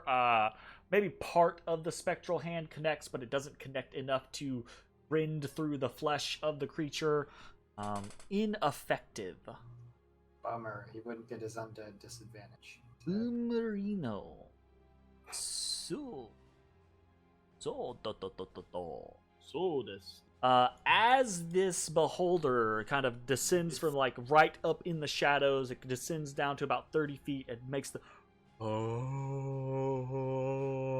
sound, right? Its jaw, its mouth agape, right, and kind of hanging crooked wise. It kind of slowly spins, and the kind of dead-eyed tentacles look outwards all around. And we're gonna do Ashes, Bones, Matt, Ezra in that order. Easy, Ra. There you go. Easy, raw. Let's see. What you're getting. Oh, just a disintegration beam, nothing big. Oh yeah, it's your favorite, Jake. Right back to the disintegrations. Cool, I get dusted on another character. You can't escape them. Add that to the video. I do actually need you to, as this kind of sickly black beam fires out, I need you to make a Constitution DC 14 Constitution saving throw. Suck it, DM. I'm very happy that you take half of this, which is 32. That's like a legitimate... Yeah, no, if I didn't save, I'd be unconscious right now. Yes, you would. You take oh god, even saving 16 necrotic damage as the innervation ray hits you, right? You're able to kind of like, it hits you and you pull yourself out of the ray before it makes full effect, right? But you feel as it hits you for that brief moment, you feel your insides begin to turn into your outsides. Ow. But you resist. Insides turn into your outsides. He managed to keep his insides on the inside for the most part. Exactly. There's a little bit of like you do the kind of like anime thing as you rip yourself out of the beam. You do the right, the blood splatters on the wall next to you type situation. All right. That sucked. Yeah. Yes, Jeremy. And then at initiative 20, you all hear, hold on, whoa, shut up, everyone! What was that? Matashtai's turn. Oh boy.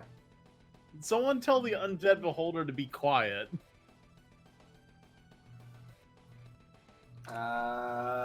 Matt's gonna go ahead and do the same thing, I guess. Bonus action, Kensei, and take 2 shots. Gotcha.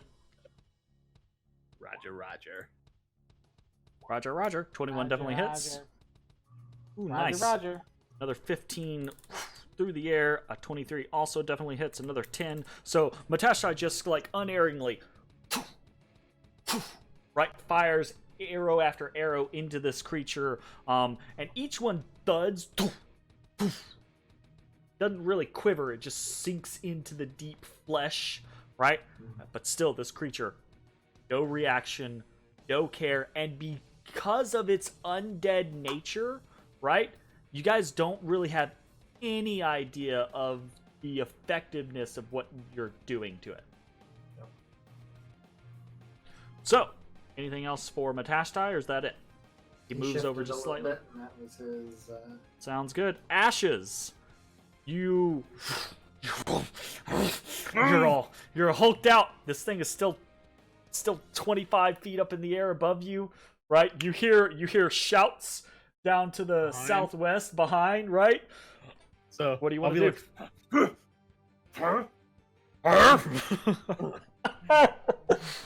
That killed me inside. I'm sorry. And seeing that I will not have targets to reach there, I'm going to quickly, skitter over here. I'll get as soon as you run across the hall, What the fuck was that? Was that a wolf? Was that a walking wolf? Get it! What's that? God damn it! I'm sorry. I thought Mana can position itself in a better place. I mean, Oh, sorry guys, intern. you're in another Yo, place. who's got the goddamn druid bag? This might be like a good opportunity. Oh, that's a good question. I think Matashtai has it, so that might be something to think about I will next ready, turn, Ezra. The attack action if somebody were to. Is that a bonus action to toss the creature or action? No, I believe it's a full action. Probably a full I can action. double check, but I believe Can we it's get a full the action. fucking Princess Mononoke god deer? God deer, get the god deer. Yeah. Ooh, if only you could choose. Just Yeah, think he really doesn't- hard. He doesn't have it listed if it's action or bonus action. I'm pretty sure Let it's an me action. check real quick. I don't think we were ever very It clear is on an it. action. Yep, it's an action. Okay, so Ashes, you ready yourself for whatever comes around the corner, and then Bones, you're up. All right. Anime slide. 5, 10. Pick up Anime boomerang. slide. Poof, grab the boomerang. Throw boomerang. Poof, throw boomerang. Storm boomerang. Lightning courses across the thing. I swear Another- if you managed to done it Another now, 14 damage. Like, what the fuck? Catch boomerang. Continue anime slide. Wait a second. Wait, do you stop your slide to throw the boomerang? The boomerang goes through its stop, full catch. thing. Continue sliding. Slide again. Slide more. I was gonna say, do you like stand back up and slide again? Because you don't like halt your momentum, slide, catch, you know. Nuh-uh, no sir. It's anime. It's animu. Regardless, we'll say that's just stylistically, because if you're just using your movement, you could 100% walk over there, grab it, throw it, grab it again, I could, but and that's walk not the other anime. direction. Well, so That's not very mechanically, cool, Jeremy. mechanically, that's what's happening, but thematically, you're sliding. Slide. Slide. Tumble. And that, friends, is Can how you I like to continue the marry slide? mechanics with cinematics. Because you can do Okay. both. So, Tumble. okay, you hit the thing. Ooh, ooh, ooh, ooh, woo, ooh, woo. No, that's not allowed. Yeah. That's illegal. And the lightning crackles and ripples up around this thing, and it comes crashing down right as you there. slide I could've- underneath it. Five, So- feet, 5 Stay feet to there. go back. Free So it action is. to fucking It's 30 draw feet my up. other dagger. It is 30 feet up. So, ooh, hold up. Wait a minute. Let us put Double some check. boom in it. Nope, we're good. Okay, so it does crash down to the ground, stunned. So it, you hear, kind of like Not bad. flesh and maybe whatever's the inside of an undead beholder, kind of like squelch. You hear a couple of cracks as the already kind of like mutilated hanging jaw snaps in another 2 places when it crashes into the ground. Right? Anything else for your turn? Yeah. I use my free item interaction to draw a dagger in my offhand. Dagger, one hand. Boomerang, other hand. Ready to go. And then I stab him. Okay, sure. You stab him. Offhand. Anime stab. Okay, and I have anime stab. advantage because he's stunned and prone. So Sure. I get snack attack, maybe, hopefully. I'd like to imagine. Potentially. Oh yeah. Oh, a crit snake attack. It's oh, a crit ghost snake snakes. attack. There's snakes.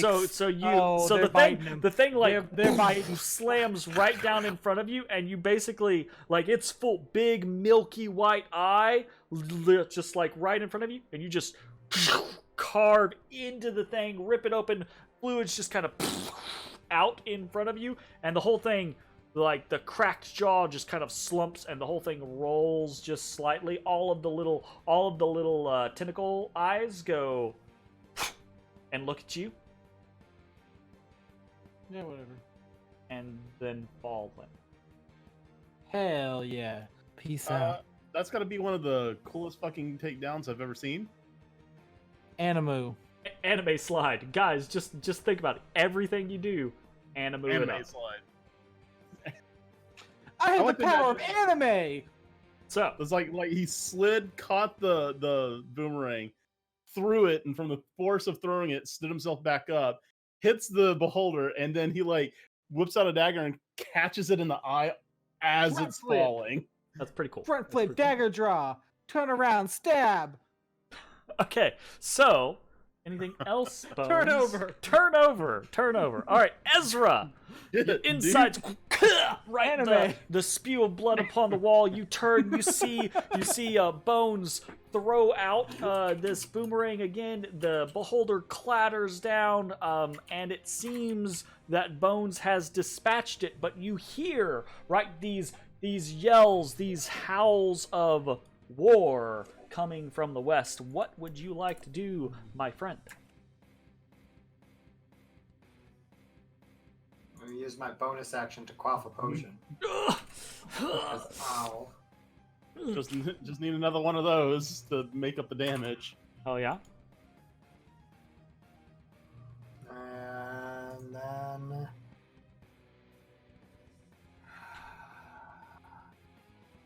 Do I do it or not? You do it. I don't know. I'm not sure what it is, so I think I know what it is, but I'm not positive.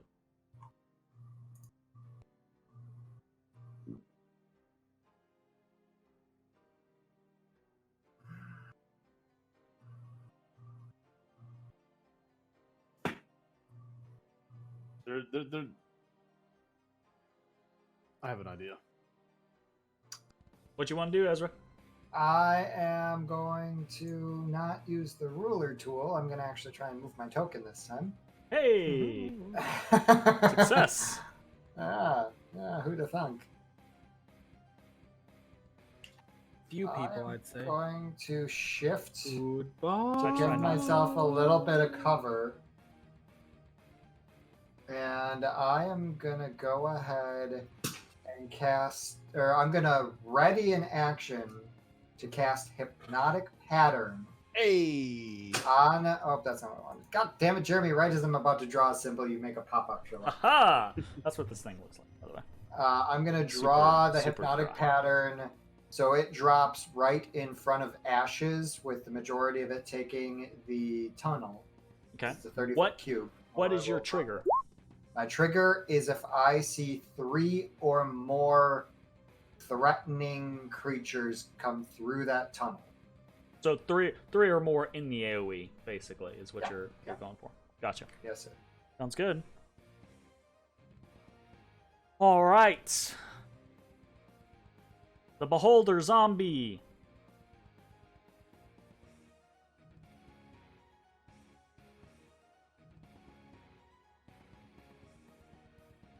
Does he roll his save?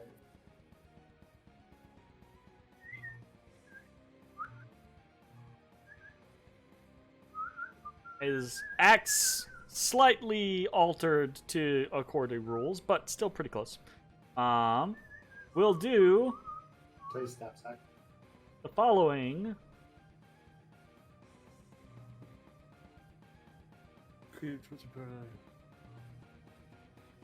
Yeah, I think he's dead forever. Really dead. Thank God. He's really Carved. dead. He is the defeated. He is really dead. Does he become Wow. a zombie beholder zombie? I think he was dead to begin with, because the amount of damage that Bones did to kill him was pretty severe. So, okay. So Beholder Zombie is kind of guy. dead. At the top of the round, we're gonna make things interesting. So, Maybe we don't have to. Another beholder comes down. I am Zornar. Oh shit. Zornar, the undefeated. you all hear this What have you done to Zorn roaring, right? Oh Uh, shit! Yak! and a bunch of stuff happens. So, into the kind of like into the little corridor comes running a bugbear. holding a mace, and he kind of like, he looks around, right? And he sees bones, and he sees ashes. There's a dog and a cat! Meow. And he is going to use his action to dash towards Bones, holding out his club like he's charging. He's like, oh yeah, right? He's ready to go. Okay. And then we're gonna have. Does he end his turn there? Yes, he ends his turn there. So then we have. Hold on, you need to calm it down. All right, calm it down. All right. I'm gonna use my bonus action to move. I mean, my reaction to move 15 gotcha. feet. I was like, what? I didn't fucking do anything. But I get what you're saying. Okay. I'm gonna say 5, 10, 15. Gotcha. Okay. So you, in the lightning reflexes, right, as this beholder charges up to you, you kind of just dash away. Around the corner comes yet another individual, and then he takes a look around, and he says, "Watch out! There's more of them in the hall!" Oh, what the hell? And he looks at you, Ashes, and he goes, "What the hell is that?" Ah! And he kind of like, he brandishes this mace, right? And he says, "Someone give me a hand!" And he heads down here, and he kind of like gets over on the side of you, and he gets at the ready, right? Then we have another bugbear. So this bugbear comes running in. He will probably see his ally down to the south, and he'll go, "Oh, I'm coming!" And he'll close the distance to you. You did have a held action to attack something. I did. So it would have triggered on the thug, but you don't have to trigger it. I'll keep with that he was the first one to fill the condition. So Okay. I will attack with now the attack action lets me attack twice. Yeah, you Does. hold Yeah. your action attack. Yeah.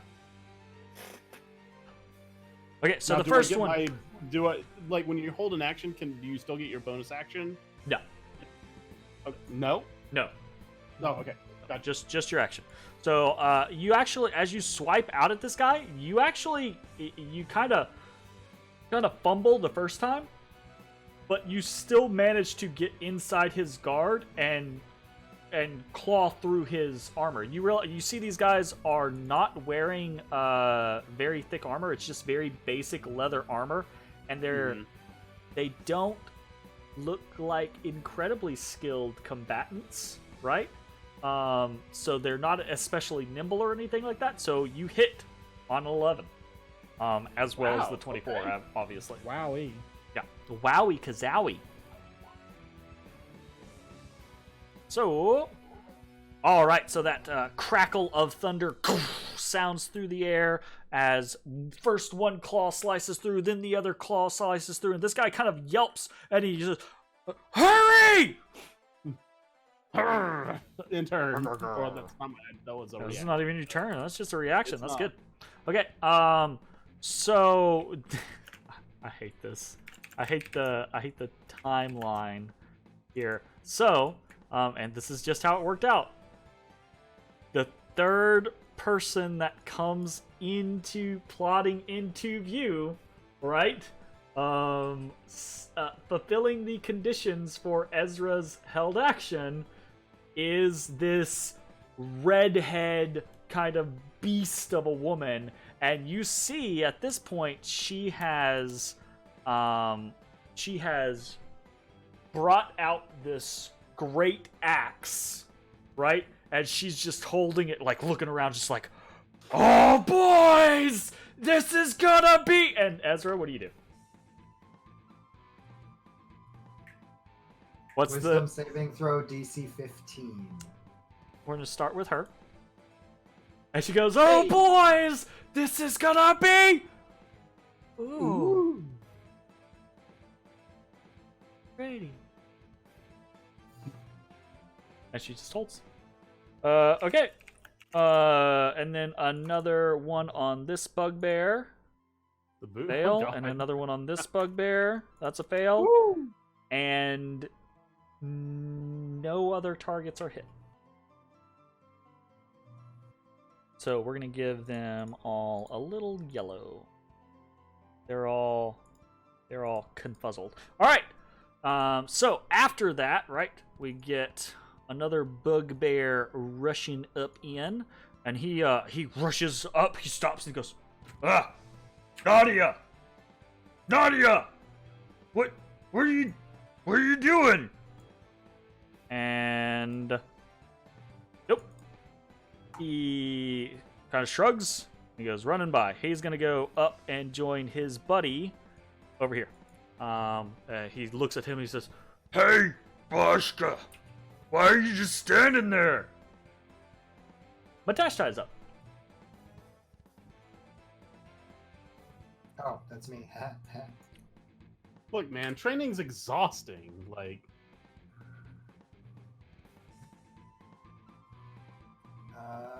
Matt is going to.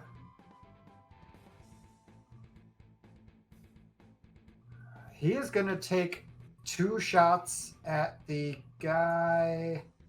He's going to shift up here. He's going to Kensei shot this guy down that's next to Ashes. Okay. Wrong character sheet. Fires across the way. 18. Hits. yep. And just as soon as like you pull away Ashes, you slash through this guy, and he kind of like yells out, "Help!" Whoosh! Arrow takes him in the side of the throat, and he crumples. And then he is going to shoot one at the other bugbear that just ran in. Okay. The unhypnotized one. Sleepified. Gotcha. Ooh. So you do see, just for a little bit of a better description, these bugbears as they run in, each of them is wielding kind of like a morning star, right? A little nasty looking piece of work, right? But they also have these kind of like smallish hide bucklers, and as Matashtai fires off a shot at this other one, this bugbear actually catches it on his shield. He deflects it. Okay. Yep, deflects And then Matt is going to stow his bow. Okay, gotcha. Fantastico. All right, end of his turn. We have another thug. This thug's gonna run up, and the thug is gonna make an intelligence check. And this thug goes, Nadia, what are you doing? And he uses his action to shake her, which is going to wake her up. Bullshit. That's why I'm rolling intelligence checks, friendo. I set the DC because you said the DC was 15, right? Yep. Yeah. So I set the intelligence check as the same DC. So that's why the bugbear first one didn't do it. So he comes 6 in and seconds, and I immediately noticed it. well, he does shake her, but she has already lost a turn. So Doug, and that's his action, so he can't do anything else. And then Ashes, you're up. So the thug to your side has been felled. The bugbear in front of you is just looks dazed and starry-eyed. You've seen this before, right? This is Ezra's hypnotic pattern spell. Mm-hmm. Yep. Being familiar with that spell and seeing the bad guy get shaken up or woken out of it, I'm gonna immediately close the distance. Oh, ha, ha, ha, ha. And Okay. Put up resistance, and I'm gonna start swanging. So Swang. Nadia's just like clearing her head, Bonus. and she blinks, and then there's just a fucking werewolf in front of her, and Yeah. you like growl as you go in, and she growls as you go in, and the first one, big whiff, right? She just rebuffs, pushes you to the side, but you're able to spin around and just rip your claws across the front of her. She is actually She is wearing hide armor, so she's a little better defended than the thugs are. But she's not a nimble individual. She's a fighter. She's a warrior, right? So she just kind of like takes your slash across the chest. Go ahead and roll damage for the 26 and the 14. Okay, so 26. The 14 was your bonus action attack, right? Correct. Okay. Yeah. And 14. Very nice. So 24 on the first one. And then another 14 on the next one. Nice. Yeah, Not bad. That's rip through the first one, leaves deep gouges of blood just across her chest, rends her flesh open. And the second one is just kind of like a quick swipe across the thigh, right? And she bares her teeth, and she immediately looks just like hurt. Like that was not a weakling's attack. Yep. So I'm gonna use a little bit more of my movement to strategically position myself before ending my turn. Gotcha. Okay. Then we got a thug who's gonna come up. And he will come in here. That's 25 of his movement. Is this right? Let me double check this. Yeah, that's set correctly. Okay. I think probably he can't quite see you around the corner, right, Ashes? So what he's probably going to do is he's probably going to move in, and he will see his ally. He'll also make a intelligence check. Nope, not enough. But from this angle, he can see you. And what he does is he kind of like levels a heavy crossbow at you as he's kind of like running into the hallway. Like he sees you, this big wolf guy, and he goes, "Oh, holy shit!" And he raises up this heavy crossbow and fires off a shot at you. Oh. Miss. Big whifferino. It goes wide and actually thuds into the undead corpse of the fucking... Yeah. The beholder. And then Bones, you're up. Would I get a sneak attack versus lightning check if I hit her, since Ashes is within 5 feet, or not? Yes. Yeah, It's the a gray trigger area for... since he's around a corner. Say what? It's a gray area since he's around a corner. Yeah, it's kind of gray, but I would still... I'd play it in, like, bodily wise. He can he's reach still around and smack exactly. her. Like it's not like there's this corner. He's like dancing on the edge of the corner, right? Like he's, ducking around. She's like threatening, menacing, but he's still a threat. So absolutely. Okay, 5, 10, 15. I'm gonna whip my boomerang. Otherwise, if we played it that way, then you guys would basically just fall back to every 2x2 hallway you ever found and go, okay, well, it doesn't matter. We can only ever fight 2x2s. We're perfect forever, right? So. Okay, I whip my boomerang at her. Boomerang. It hits. 24 definitely hits. Snake attack. Snake attack. 9 damage. 17 snake attack. There's this thunderous. Although this is the second time it's gone off, right? How many charges does it have? This is my last charge. Oh, this is your last charge. Okay, so there's this as it goes off, and then we have a Constitution saving throw. That's a success. She is not stunned by this. I whip my offhand at her as well. My bone dagger. So she takes the boomerang, kind of like it clocks her across the side of the face as she's menacing towards Ashes, trying to fend off this werewolf, right? And she just kind of like looks back over at you, and she has this kind of like grin now, and you see there's blood in her teeth from where the boomerang has clocked her in the side of the face, and she kind of laughs at you. She says, "I'm not going down that," and the dagger takes her in the throat. Really? Another one? Yep. I had to move forward Damn to it, Zach. do it at not disadvantage. I have plenty of movement. Gotcha. And then I will use my free action item interaction to draw my double-bladed scimitar. Okay, gotcha. Sounds good. It's because you threw the dagger, you threw the boomerang, and now you're handless, and you're just like, well, shit. Oh, whoosh. That's pretty convenient. Very nice. All right. So the swarm is going to come. So we just got 30, and these guys are probably just going to swarm in where they can. They're smart enough to kind of like make the most of their situation, so they'll get into. So that one was here. So yeah, he's gonna try to. They're gonna try to crowd Naruto. Around. Naruto. So this guy's gonna come down and around, and then so he actually, yeah, no, it's not. Does actually sound like it. So this guy actually has enough movement to close the gap with you, Ashes, and actually get an attack off in the first round. So he's gonna swing his big old Morning Star at you. 20. Fortunately, though, you are in your transformation form. So this not being a magical or silvered weapon, it kind of just like your hide takes it. You take the brunt of the force, and there's power behind it. Oh God, this would cripple a normal man, but you are no normal man. I am no man. you are a wolf man. Well, I am no man. I am a. You're a good boy. You're a good boy. Okay, so I am the best boy. You take 7 damage from that. It has been taken.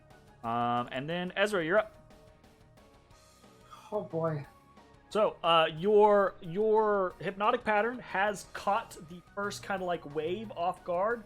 2 of them are still dazed and confused, but it does seem like the thugs, at least, maybe not the bugbears, but the thugs at least seem intelligent enough to try to awaken their comrades. So, who can say how long the remaining ones will be stunned? So, what would you like to do in the meantime? Who can say indeed? Really though, you fucked that up by getting Nadia. Like, had she, because she would have been able to rage, and then she would have been able to be in like a steadfast stance at the ready for anyone to come at her. So you catching her and fucking getting that hypnotic pattern on her. Ooh boy, ooh doggy. So, what you want, Famalama? I'm gonna throw a skeleton hand at the closest non-affected bugbear. Okay, so the one that is right next to Bones, gotcha. Ooh, and it slashes across his face, and he roars. Arr! It's this putrid, necrotic rending across his face. And then I'm gonna step out of sight. He looks up at you and says, "Where are you going, little man?" Bye. All right. This next bugbear is actually also able to close the distance. Ashes, so he's gonna take a swing. Can I stop rolling 20s? Like, what the fuck? So he's able to just like peer, like as you're dancing with the other bugbear and the thug, right? He kind of like peers in, swings around the corner, clocks you on the shoulder. So that's another 5 damage your way. Then we have one more thug, so he's gonna come up, and he's going to come around, and he's gonna roll to see if he's smart enough. He is not smart enough. So that being said, he's going to see an opportunity. He's gonna rush forward to try to flank Bones. So, okay. He looks over and he says, "Hey, get him! Right? And then you. Is he ending his turn within 5 feet of me? He is ending his turn. Okay, then I'd like to use my reaction to... I assumed. That's why I was like, and then you. Oh, this is the stream. I was like, why the fuck can't I interact with this? Okay, I moved... Yeah, okay, so I will do that, and I will move... There's not really a good answer here, is there? 5, 10, 15. Okay. It does not provoke opportunity attacks. Yep, gotcha. All right, so back at the top of the round, we have a dazed bugbear. He gets no saves unless he takes damage or is shaken awake, right? Correct? Correct. Okay, so he is Dunzo. This guy is Deadzo. This guy is Dunzo. Nadia is Deadzo. and then we are back to the other bugbear. So the other bugbear is probably going to take this opportunity. He will he'll, as you go rushing by Bones, this bugbear is just like, and he charges you. So he'll swing-a-ling with a Morningstar. 24. Okay. Yeah, that hits. That would be a crit, my friend. I can't do anything about it, so it hurts. Okay. Oh, because you used your reaction, so you can't. Ouch. Yeah, gotcha. it's worth. I don't care. Yeah, I agree. Okay, so he just gets a good one off on you. You're not quite like rebalanced, ready for the assault after the disengagement that you did a moment ago. So he kind of just catches you unaware, comes up and just clocks you good across the face, right? You take it in the lower jaw, blood just kind of like flies, and everyone disliked that, right? Like it's like everyone sees it and it's just like, oh, right? So that is his turn, and then Matashtai is up. Where the fuck is Ezrah? And the face of is back around the corner, hiding. Where do you think Ezrah is? Trying to not get helping? killed by crits like he's he's helping. If I had to guess, he's be like somewhere that. around here-ish. He's not a body to get hit, no. Which you might need to be a body to get hit shortly, Ezra. You gotta remember, he took a fuck ton of damage not too long ago from a fucking zombie beholder. So Matashtai is up, and you had stowed his bow. He is now going to draw Tonbokiri, Okay. and he is going to... Fear it out. Yeah, there you go. No, he's going to take advantage and help his pussy buddy out. Yeah. Okay, so you... Not good. I don't even know how to react to that. 16. Well, it is at advantage. Don't forget. You literally just said, gonna take advantage. We'll take the 16. 16 just hits, right? Like, as Matashtai kind of flanks this bugbear, he sees it coming, and he tries to dance it, right? Like, to keep you on both sides. And Matashtai is just barely able to get the hit in. But that is 8 piercing damage to this guy. And another with advantage, so it's 19 is not just barely.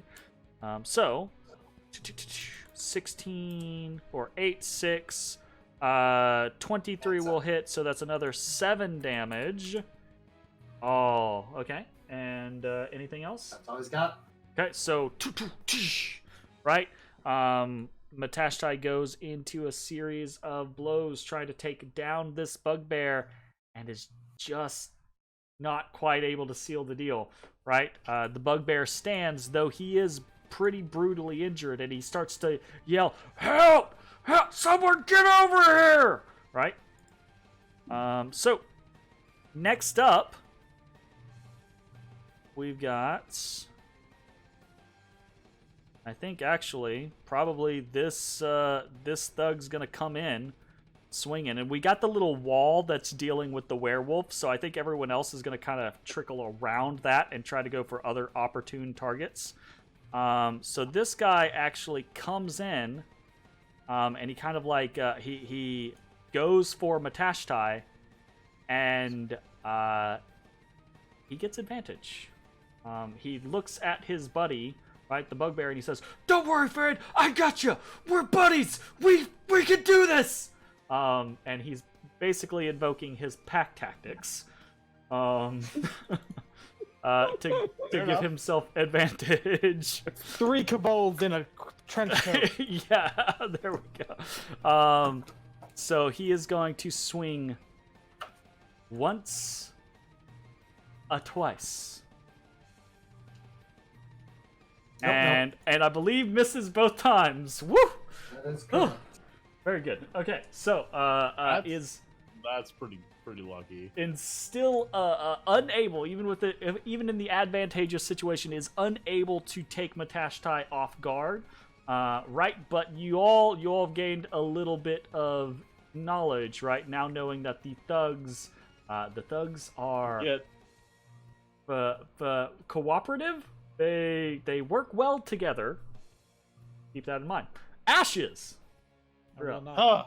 Things getting a little hairy, Ooh. but just gonna start picking people off one at a time. Sounds Going like a for plan. the bandit first. Bandito. Bandito's gonna get clawed. Okay. God damn it. Oh. I need you to confirm that critical, my friend. Please roll me a d20. Okay. No, you're fine. Perfectly fine. Just a whiff. Big ol' whiff. Your claw falls off. Yeah, well, Second you attack, have these same. 3 in front of you, right? And you go to try to go after one, and one just kind of like shoves you from the side, throws off the attack. It's hard to fight. Hard to fight 3 opponents at the same time. Yeah, it is. Swinging at him again. 11. Just barely hits. Okay, I'll take it. And throw a storm. Yep. So that'll be 12. Gotcha. Yeah, Bonus so action. One more swing. one more swing. 18 definitely hits. Yeah, He's we're gonna gonna celebrate. 10 more. Nice. All right, so this thug is still standing. One more swing. But he's Don't have pretty haste. beat up, right? Anything else for your turn? Yeah, that's gonna be then my turn. Okay, that is your turn then. Okay, so beginning of this thug's turn, he's gonna look around. He's gonna look at his unconscious ally. He's gonna make an intelligence check. And he is going to use his action to shake this southern bugbear awake. Great. So Stupid. what? I feel like I'm being more than generous with that interaction, good friend. Okay, so honestly, after the first one did it, he just should have shouted to everybody, and they all should have done it. you're right. I should retcon that. That should be what they do from now on. They should just know. Hey, shake shake the dazed ones. It's like not like they didn't all have their vocal cords removed. You're right. This one now shouts, "Hey, anyone who's like out of it, just shake him awake! Shake him awake!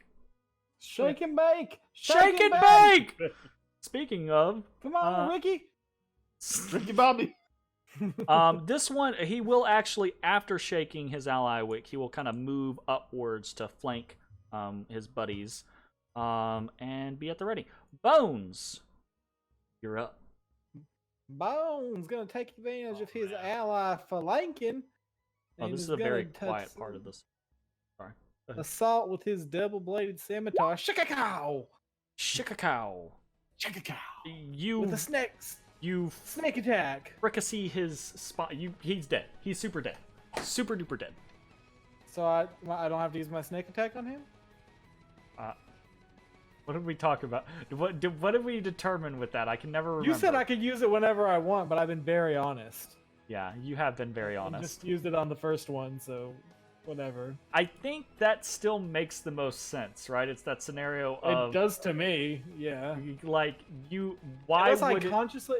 So I was definitely gonna use it, but unless I consciously make a choice not to use it. I would say that. I would say clicked it, so I'm saying I used it. I would Okay, next. absolutely agree with you on that. I'd say in the future, right, if you don't say anything, sneak attack procs off of the first valid option, right? However, Yeah.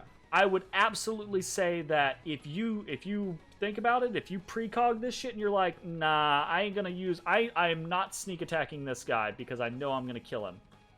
By all means, I think that would absolutely I think would I be. know how much HP that man's yeah. had. So okay, I you could move in and use a You bonus. just utterly destroy that, bro. He's super dead. Decapitation, no breathing. Okay. Decapitation, no breathing. I was already there, man. I was. I was waiting for it. This is my last result. Thank you all for following me down my stupid rabbit holes. I appreciate it. What else would you like to do, Bones? I'm thinking. Uh-huh. Yeah.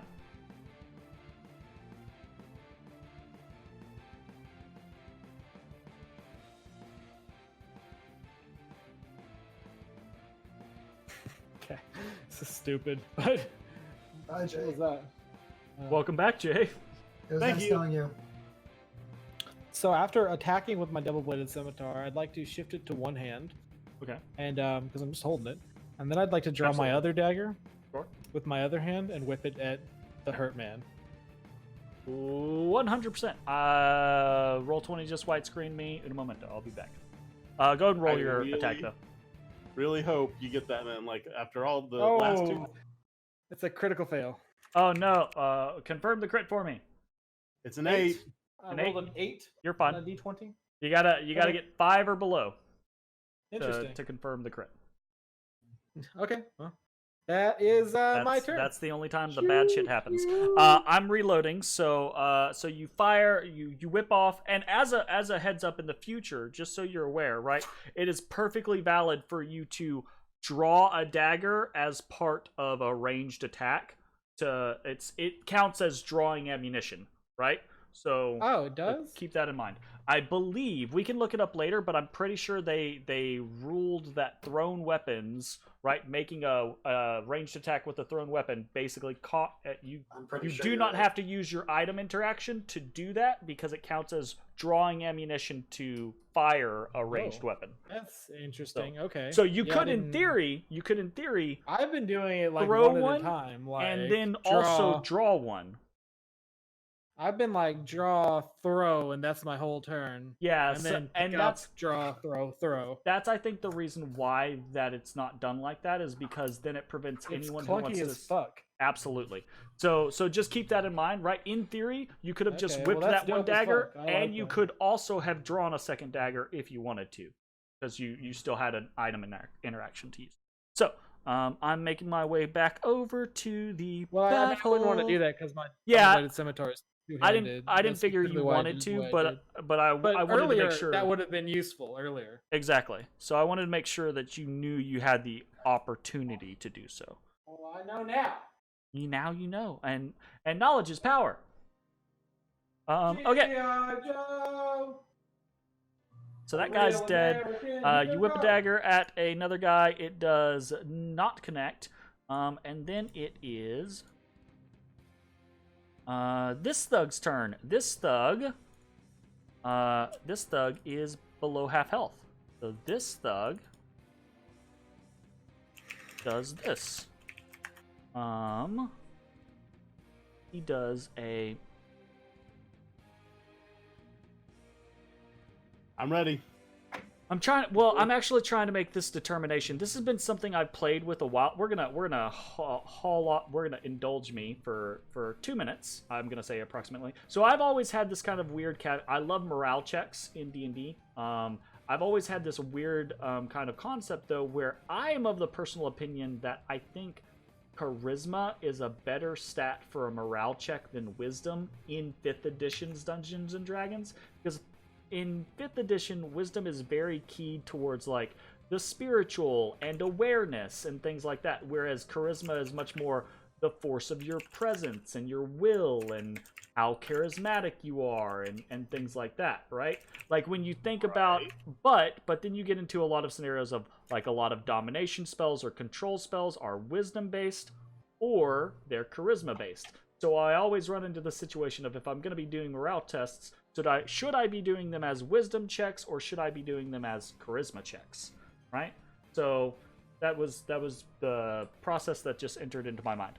I'm probably just going to do them as wisdom checks right now because that is fine. But this guy is really hurt and he's just a thug, so he's going to make a morale check. And he fails. So he uses the disengage action. And he runs southward, and he pushes the door open.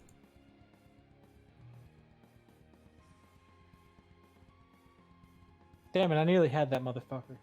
And he moving a little bit, but he can't make it super far. But he's fleeing, like he's obviously fleeing. He runs past his allies. The bugbear, the last guy that he runs back, he goes, "Hey, where are you going? Get back here, you coward!" Right? And then it is gonna be the bugbear that's facing you down. So it's his turn. 19 AC. Come at me, bro. He is not super injured, so he is gonna skirt around you and flank you with his buddy. As you would.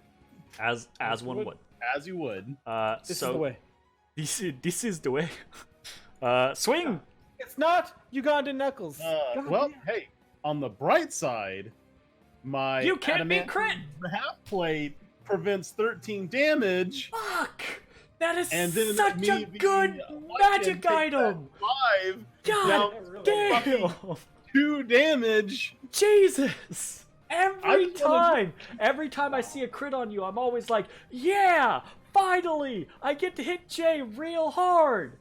And it's gonna be reduced. Oh, It's you gonna hit be me super reduced, but hard. it's still Ow. okay because it's a crit. So he'll, and then I'm like, but wait, there's more. Oh, Yay, I feel- adamantine. I have played D&D. I feel like I have quite a bit under my belt now. I don't think I've ever had an item provide this much of value, this much like Mm-hmm. Oh, return. Mm-hmm. Yeah, no, adamantine's sick. I'm seeing, And yeah, I'm definitely seeing like some severe, like I've been playing D&D, many editions of D&D for a while, and I'm like, this turned out pretty good. Like this is damn good.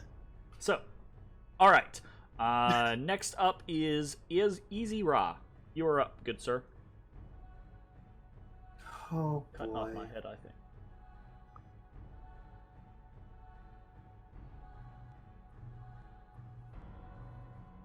So you hear the sounds of battle all around your comrades. They're fighting for their lives, being flanked, outflanking, pulling every trick in the book, every maneuver they can. What is Ezrah? What is Ezrah going to do to assist his allies? Or does Ezrah flee? Run from this dangerous foe.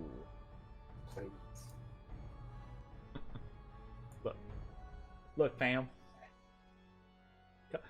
Calm down. Okie dokie. At the closest Cuban. Okay, so down here to the south, the missiles fly up and around, surge in between Matashtai and Bones, detonating into this first thug. For a hefty chunk of damage, he cries out in pain, but is still standing, still good to go. Back. Okay. Good.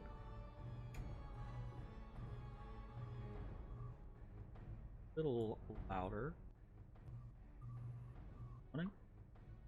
Okay, awesome. So your tactics are not going unnoticed. The thugs do see you, and you can see.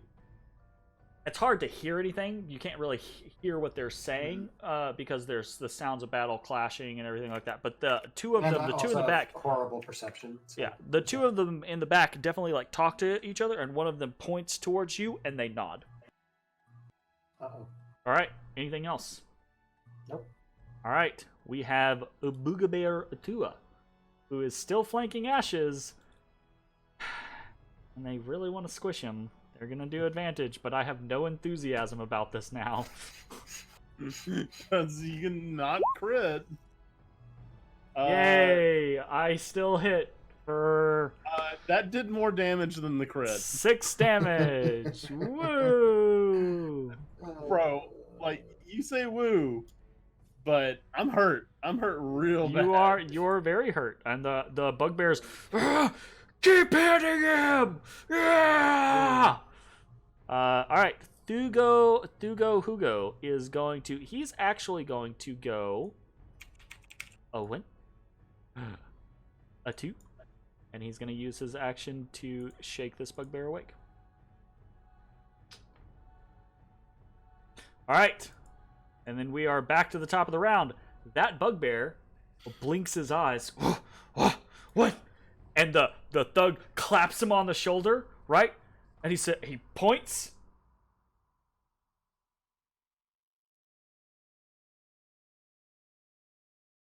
and he says, "There's a caster in the hall! Get him!" You could be a hero too. And this bugbear goes, "Rah!" And he runs past Matashtai and Bones. He takes the disengage. He takes the disengage action as he goes through. And you can see him coming around that corner, Ezra, and he says, "I'm coming for you!" Here's Johnny. And here we go. So, I think these two bugbears kind of feel okay about Ashes. This bugbear is going to run up. He's going to try to get some action. Cancel. He's going to go back to where he started. No, he does this, and he gets up on the side of Matashtai. And then he is going to swing at normal. That's a 17 to hit the monk. I believe. Wait, he made a unarmed strike last turn, didn't he? So he gets +2 to his AC. Yeah, so he should be at a 19. So that is a whiff with the 17. So the bugbear just kind of barely goes wide. Like Matashtai, it should have been a hit, but Matashtai is able to like catch it and send it out of the way with Tombakiri. And the bugbear just kind of growls his frustration. The next bugbear is dead, and then it is Matashtai.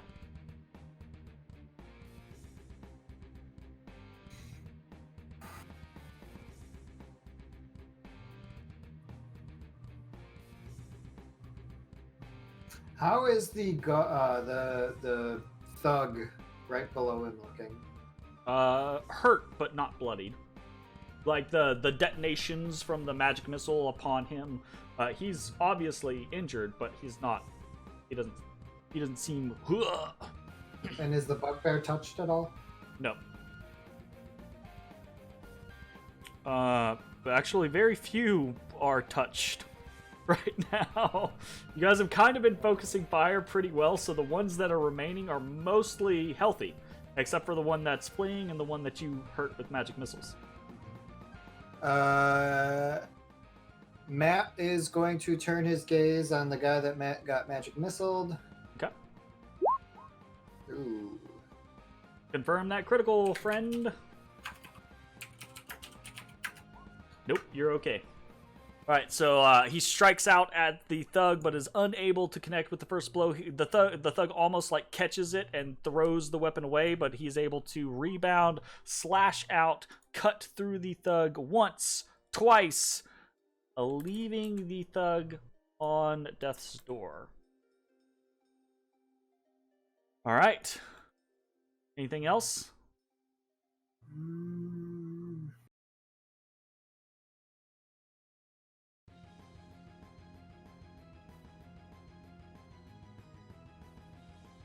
Matt is going to reposition a little bit, taking an attack of opportunity. Okay. Or the opportunity for an attack of opportunity. Yeah, the thug will kind of like panic, smack out with his mace, right? More in "oh my god, get away from me" than actual like threatening attack. But it is with pack tactics. He does have an ally. So that is a 24. So Matt gets beamed in the back of the head as he pulls away, right? I think that will actually probably bolster this guy's resolve just a little bit. So he's gonna have just enough. Well, he's gonna have advantage on this morale check because he just beamed Matashtai in the back of the head as he ran away, or in his eyes ran away, right? So he's going to take advantage on this wisdom, on this morale check, and that keeps him around. Okay, so that being the case, he's going to, "No, you get back here!" And he closes with Matashtai, and he's going to swing twice with advantage.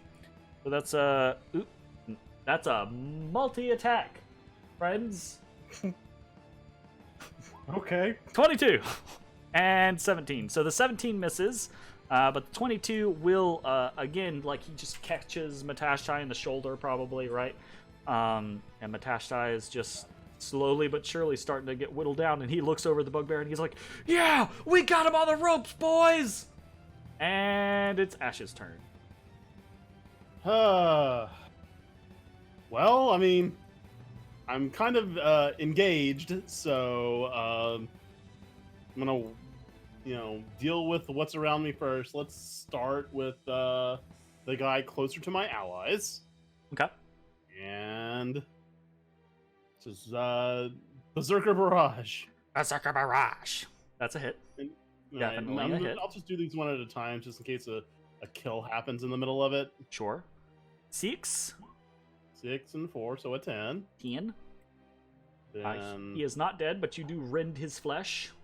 He shrieks in agony. that's gonna miss. That's a miss. That is definitely a miss. So then, the first one, he shrieks, jumps back, you whiff the second blow, and then you lunge forward for a third. And third is 16. Yeah, that's just barely a hit, actually. Okay, cool. Just inside And his let's- shield. Oh god! Attack another 8 on. Okay, another 8. So this bugbear looks pretty. Jeremy, the last 2 turns we forgot this, and I am sorry. I should be making wisdom saving throws.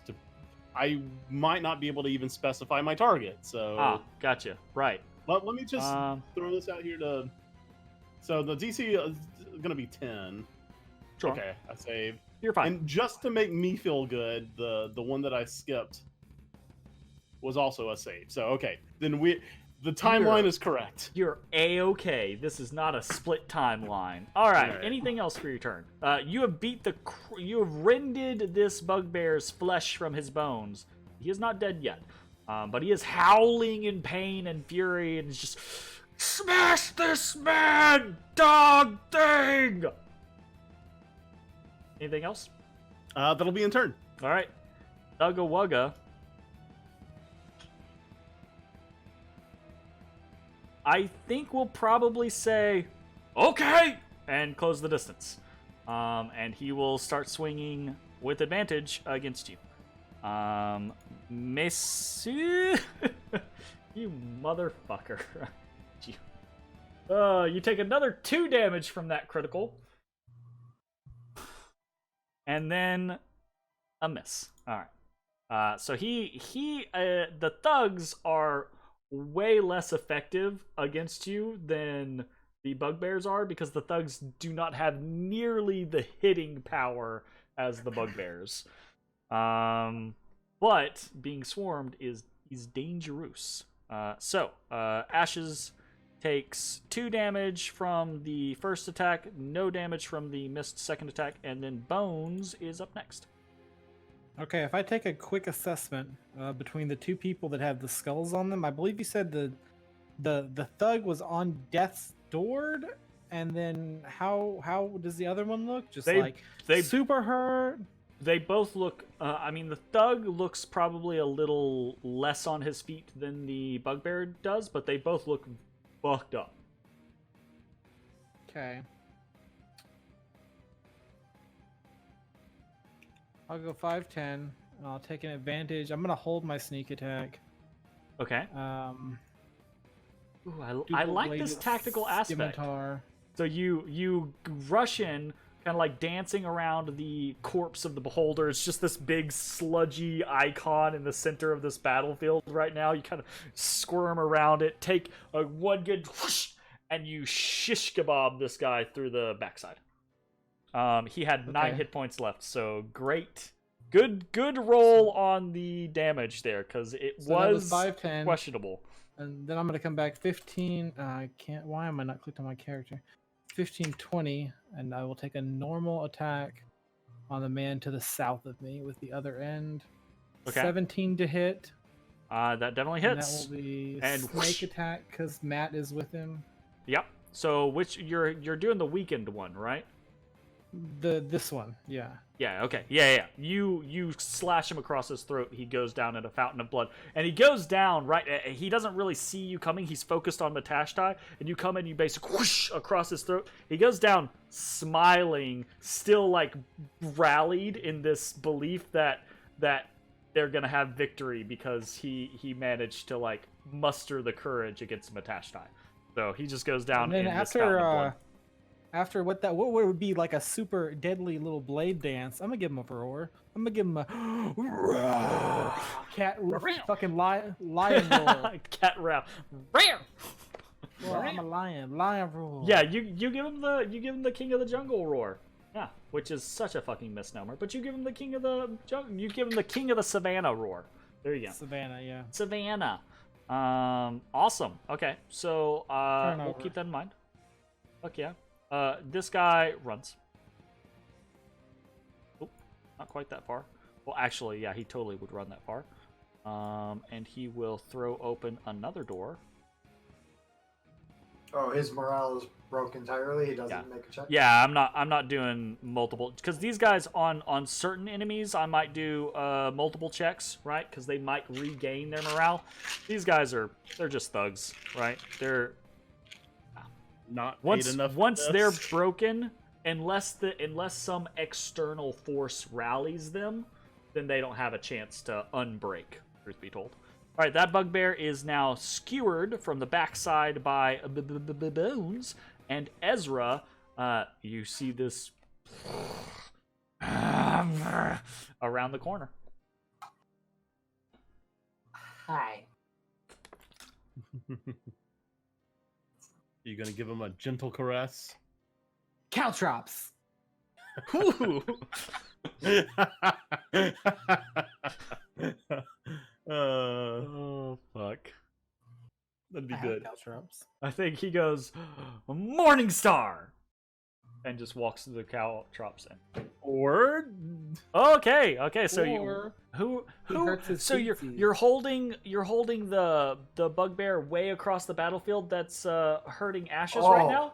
Definitely that's who what you're I'm doing? targeting. No, fuck that. I'm getting the one that's looking at me like dinner. Oh no, come on. Roll 20. What are you doing? What are you doing, fam? Why are you white screening on me? Alright. Well, to leave you guys in suspense, I gotta reload in a memento, and we'll see how this hold person affects. How you guys feeling about this battle so far? Are you guys feeling hey, it's been a little sketchy. feeling a little sketchy? I don't know. I kind of feel at this sketchy, point. I feel like it has sort of tipped in our favor at this point. I think it's Worst case scenario at this point, I keep running and the bugbear chases me. You guys clean up the rest of it, and hopefully I'm still alive. That's one less Why do you bugbear think for that's the worst case? Isn't the worst case bugbear kills me, bugbear kills Ashes, No. bugbear then rest all kill Matt? Nah, No. that's not gonna happen. I don't think they can kill Ashes. If I hold this bugbear and he fails his check, then I just have to hold that concentration and I can start peppering the rest of the guys. I think at this point, Ashes could probably just chug potions every other turn and survive. And gain health. Or Yeah, and actually be gaining health because of his god dang werewolf form. Yeah. As long as you just keep rolling crits, Jeremy. Yeah. Right? Like, ugh, it hurts me so bad that the crits are worse than the not crits. All right, Because it's so always the second roll that does damage. right, always. Okay, bugbear, ooga booga. Wiz 15.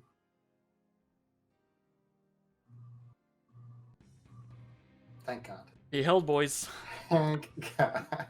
All right, this bugbear is bound by your grip, Ezra, as you hold him in place. He just grimaces at you. All And you go I'll be over walking there in a minute past. for my advantage. Say what? I said I'll be over there in a minute for my advantage. Gotcha. All right. If that is the end of your turn, I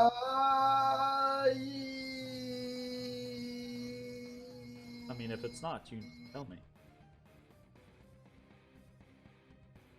Yeah. So, since that is the end of your turn, I'll just make an executive decision, motherfucker. Since that is the end of your turn, this bugbear kind of steps forward, engaging you, Ashes, and he goes, "You're gonna pay! Get on the other side of him!" And he he holds his action. Get on the other side. Flank him. Surround him. Get on the other side of him. It's interesting fighting intelligent creatures.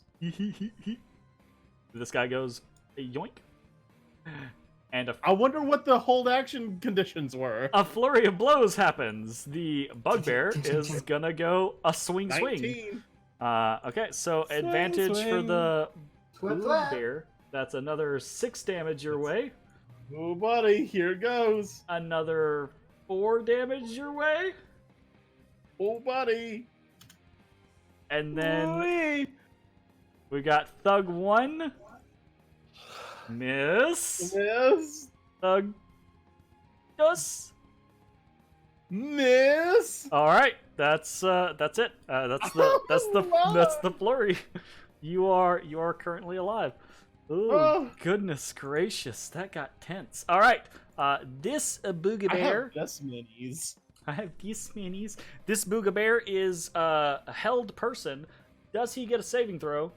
I can Yeah, never at the end remember. of his turn. End of his turn, he goes, With 50. and he does not make it. Next Boogabear is he looks and he looks at Bones, and he looks at Matashtai, and he looks at Bones, and he looks at Matashtai, and he goes, and you both look roughly similar on everything. So he swings at the closest person, which is Matashtai. He's gonna swing.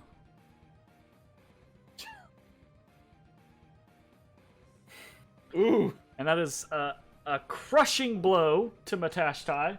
17 damage, just takes him in the shoulder, like actually forces him to bend a knee right as it goes down. You all hear this Bend the knee. pop and crack as like maybe a collarbone was involved in that, right? I'm pretty sure that's now 2 crits he has rolled on Matashtai tonight.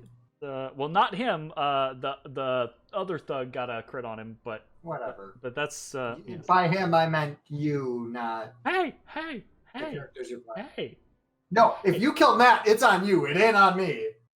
It's Matashtai's turn. What would Matashtai like to do? Oh, Ooh, Drawn an it's elf down or to a the wolf wire, out of the boys.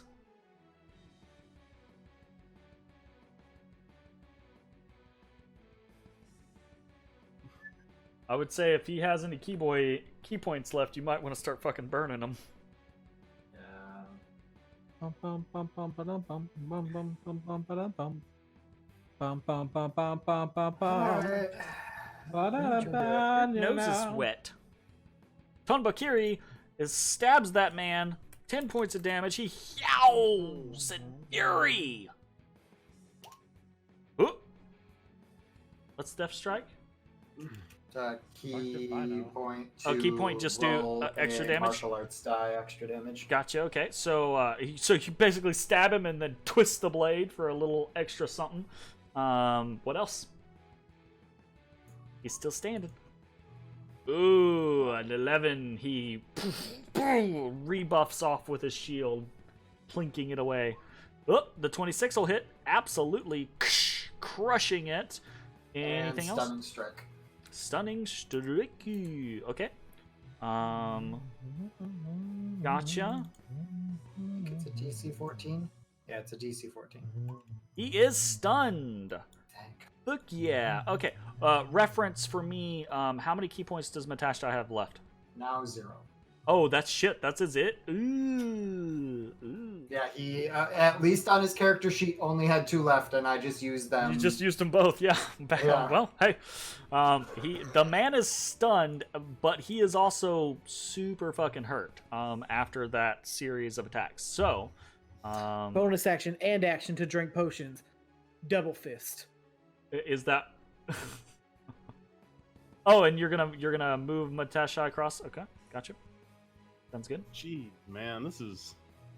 He's close. He's clutch. But you guys, you gotta keep in mind, you guys have been down in the dungeon. This is like the 6th Fifth fight or fight? something Yeah. like that. Like it's you guys have been doing a bunch, and this is kind of a big fight too, realistically. Okay, so Matashtai crosses the room, tries to provide some assistance to Ashes in the form of a flank. This thug is dead, which means Yo, Matt's got our Ashes, healing staff too. Don't forget you're about up that. next. Oh yeah, Matashtai does have the healing staff. Yeah, there are charges on that, so keep that in mind. Yep. Ashes, you're Okay. Seeing my ally giving me the benefit, up. advantage. Alright, drink a potion. I drink a potion. I'm gonna attack first. Oh, okay, gotcha. So 14 on 14 hits. Yep, absolutely. Bam. Ooh, nice. Finally, some good Bam. damage. Except for hold shitty up, right. hold up a minute. Okay. I'm gonna need you to roll wisdom. Oh saving shit. throw. Yep. This will be the one. Yay. No, it won't. Yeah. Oh, Damn. All right. so that is 11 damage on that man. 11 damage. Yeah, you rend him across the face, and he yowls painfully. He just says, "Get him down!" And then while he's screaming, I will swing once more. Into his chest, right? Another 9 damage. He screeches in agony. As you just like jam your claws into the front of his chest, wrench them out, blood just spews. He's still standing, so but he to use is. that bonus action to take this man down.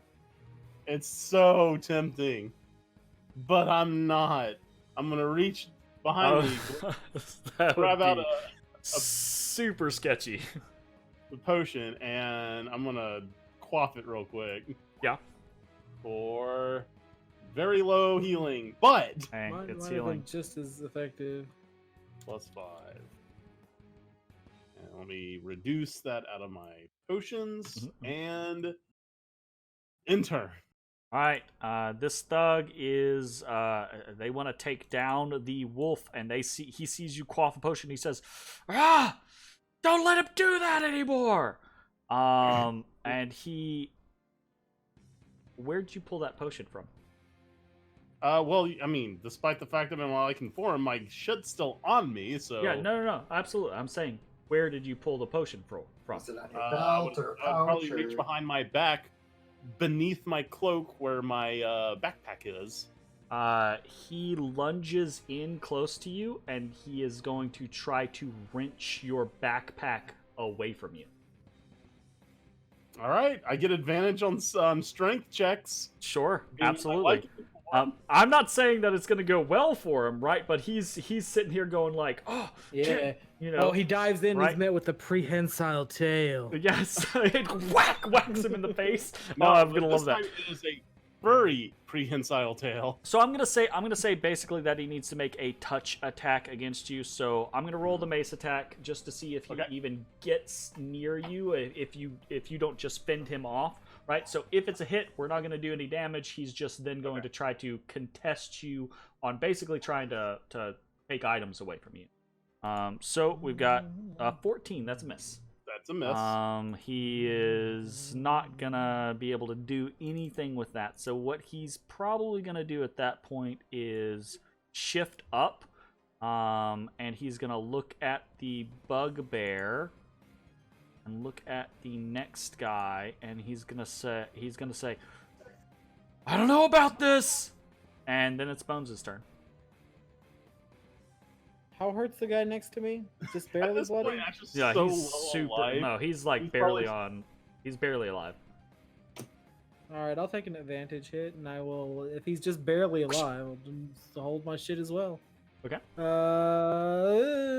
7 damage. Gotcha. Might not be enough. Executed. Oh, shit. Coup de grace. He drops. Okay. Then I'm gonna, with the power of anime, bound off this wall and go 5, 10, 20, like a bullet, with the other end of my double-bladed scimitar. Okay, gotcha. Acrobatics. Sneak attack. I'll roll acrobatics. You want me to roll acrobatics? I mean, Yeah, you're let's not. see how awesome it is. You're not Awesome! It's super awesome, but I'm not making you roll because you're not getting any benefit out of it. It's just basic I mechanics. did it anyway. Anime. Awesome. Anime. So I appreciate the effort, absolutely. even if our DM doesn't. I appreciate the literary effort. I'm just not going to force him to roll an unnecessary roll. You bound Like a across bullet, the room Jeremy. like a bullet and skewer this man. He drops. Cool. Turn over. That's pretty good.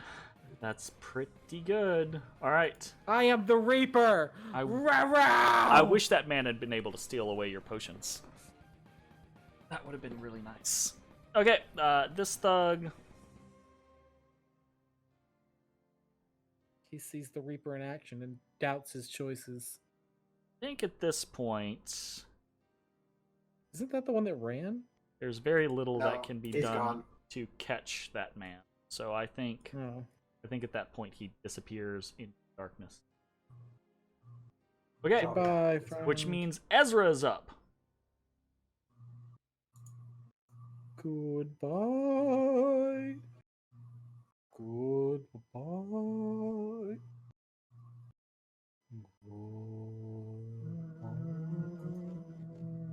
I'm gonna send a spectral hand at Thug Boy. Thugga boy. He says, "Run him, man! Run him, man! Run him, man!" That is not a hit. He is just kind of like ducking and diving with ashes way too much. And you are unable to connect a solid blow. And then he looks over at the other thug, the one that had just said, I don't know about this. And then he watches as Bones skewers Skewer him. the second Bounce thug. through right? him with Not his- knowing the And then he sees his last standing kind of bugbear buddy up there, just frozen, looking off into the distance towards the northern hall, And and then proclaims, "I am death." he runs. And he does not disengage, so you do get an attack of opportunity if you so choose. Ashes. Oh, I mean, absolutely. Okay, yep, definitely a hit. This is the bugbear, you said? Yeah, this is the bugbear. So yeah, you score across his flesh, and he howls in pain and agony as he flees.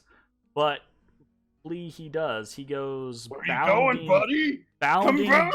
down the hall, just on the edge of your vision. He runs thither. And then it is Bugbear numero uno. He's going to make a wisdom saving throw, and he breaks free!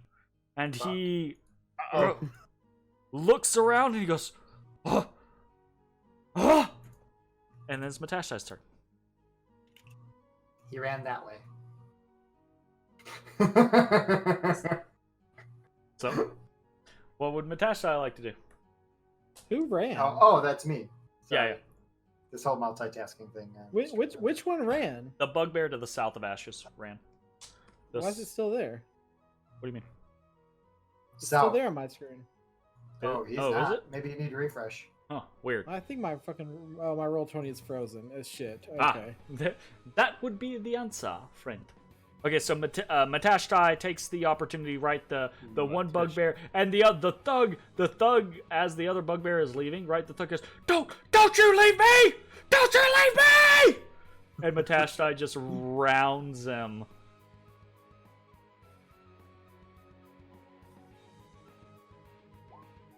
And that's a miss. Nope, it's not a miss because you have advantage. And that's a hit. Alright, 10 piercing damage, very nice. Easy peasy. Lemon squeezy. Anything else?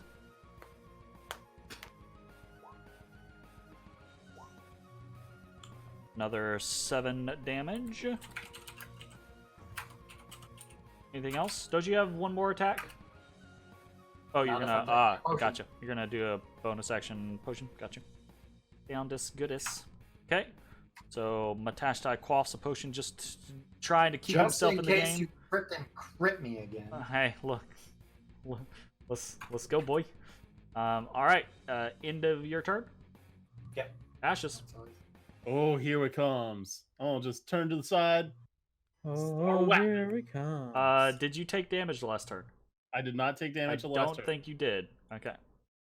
That's good since all your friends are Yeah. around you. Yeah. Yeah, easily. Ezrah is always far You away. rip into him, start rending his flesh. He is still standing, and I doubt he's going to be standing after this. Yep, nope. That one, you jump, you carve a hole in him, rip and tear, and split him in twain. And I'm gonna run over here. I'm in a frenzy. I want a piece. I want some more. Boons! Is it my turn? It is your turn. It is your turn. Okay, well, Our roll turns are 20 coming around much faster. Well, roll 20's not gonna roll, so So- I'm gonna fucking play up this stream. I will say this. I think this is relatively logical. You guys can outpace this bugbear, both of the bugbears. So this bugbear that has just been unheld, right? He's not going to stick around for this. He's going to flee by the earliest available avenue, which is going to be to the north. So, and the other bugbear is fleeing to the south. Are you guys wanting to kill them, wanting to chase them down and kill them, or are you going to let them flee? So that's question one. What's the consensus? Let him go. Was the one that ran hurt at all? Yeah, well, the one that ran got hurt when he ran because Ashes took an attack of opportunity against him. But other than that, he had not been hurt. But it was a pretty hefty attack. Yeah. He's probably- not, he's not like one he's- hit from death. Or No, whatever. there's one down there that is. He's probably around bloodied-ish because it was a pretty hefty hit that Ashes did. Okay, if I didn't think I could kill it instantly in one hit, then I would not go after him. It's possible, but you might not. And if you didn't, you would find yourself alone right next to a bugbear ready to do something about it. So Yeah, no. I would actually just give him the chance to leave. okay. So and by all means, you guys are free. So what I would say, right, is if you guys do decide to chase them down, we can probably do that. We can wrap that up without actually having to do the mechanics of it, because you guys are most certainly going to down them. It just you might receive a little bit of damage here or there or what have you. So I'm not gonna nitpick about that. I'm gonna say if you guys choose to pursue, you can. If you don't, you don't have to. So which one are we doing? Not pursue? That Yeah. seems what Not we're leaning pursue. towards. I'm hurt enough to not want to go after them. Okay, so the one bugbear escapes to the north and just runs off into the distance, right? Unless one of them ran off with like my storm boomerang, in which Nope. case I'm going after him. Nope. And then the other one runs off to the south. Maybe we will see these bugbears again. Maybe one's name is Joffrey. And the Yo, other's is- You haven't seen the last of Joffrey as he runs to the north. But that being said, if we see these bugbears again, it's not going to be anytime soon. It might be next week.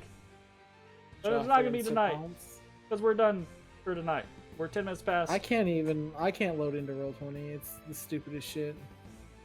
So you guys, the battle winds down, right? The hey, there it bugbears goes. flee, and in the after moments, right? Many of you are just covered in gashes and gaping wounds, right? Oh, yeah. Broken and bleeding. None of you unscathed, right, by this battle. But you look around at you, the carnage laid out before you, right? And you stand victorious over what? We don't really know. What was this? That's a good question. What the fuck was this? So, we'll find that out next time. Yeah, I'm about to get on me some beholder bones, smart boy Dungeon bones. of the Mad Mage. They're all So cartilage. again, I'll do experience at the start of the next session, so that we don't have to worry about it now. Did you and add Matashtai- Matt's experience? I did not. Okay, I can do plan that. to. That's fine. Oh, are you doing it right now? Awesome. Yeah, that's fine. I can do it. So that is going to be That the was end of the session. 650, right? Yeah, 650. That's going to be the end of the session. We'll see you guys. We are on for next week, correct? Next week is Chris. No, next week. No, No, next, that's the following next week. week is the week before Christmas, but then obviously next week we are not going to be on. That is Christmas week, unless all of you come and say, "Hey, yo, I got nothing I'm doing on the 25th." But I'm assuming that is not the case. I will be in Tyler. There's no way. Absolutely. So we will probably be skipping that, and then I'm assuming we will likely probably be skipping the following week as well, because that is New Year's Day. I'm around. New Year's I Day? assume I'm around. Okay, so if people I are assume I'm around, then Yeah, we'll it's absolutely do that. But if someone needs to, right? I won't. Mitch was out tonight, right? Because he had a work thing. I'm perfectly fine with us doing something on a day where a person's out. So if someone is out on the New Year's Day, that's perfectly fine. We might still run it anyways, but we'll see. We'll see. But we're definitely going to be out for Christmas. Okay. Holy shit. I'm about to be the king of the fucking skull takers, dude. This Are is you? the best skull. This is an amazing skull. Well, here's the problem though. It's old and it's broken in a bunch of places, right? This is a really They can shut their goddamn mouths. It's a really cool starter It could skull. be It's gonna be faster. the best skull that we've got so far, but we can definitely do better. Yeah, I know. But I King like of the the Skull idea Takers. of a beholder skull, because so here's the things. The are there holes through the skull where the stalks came out, or is it just a solid skull? Because It's usually I- holes. If I remember correctly, it's So usually it holes. looks if you like, look so at- their skulls look like a fucking wiffle Like a ball. death tyrant. Yeah, if you look at something like a death tyrant, basically the back portion of the skull is just dotted with Holes. little slits, Yeah. openings, holes, right? So that's what I would assume that to That's be. cool. I like that. Yeah, I think it's pretty cool. All right, had a whole lot of fun tonight. We'll see you guys. A lot of combat. Night, guys. Later, guys. Bye. Bye.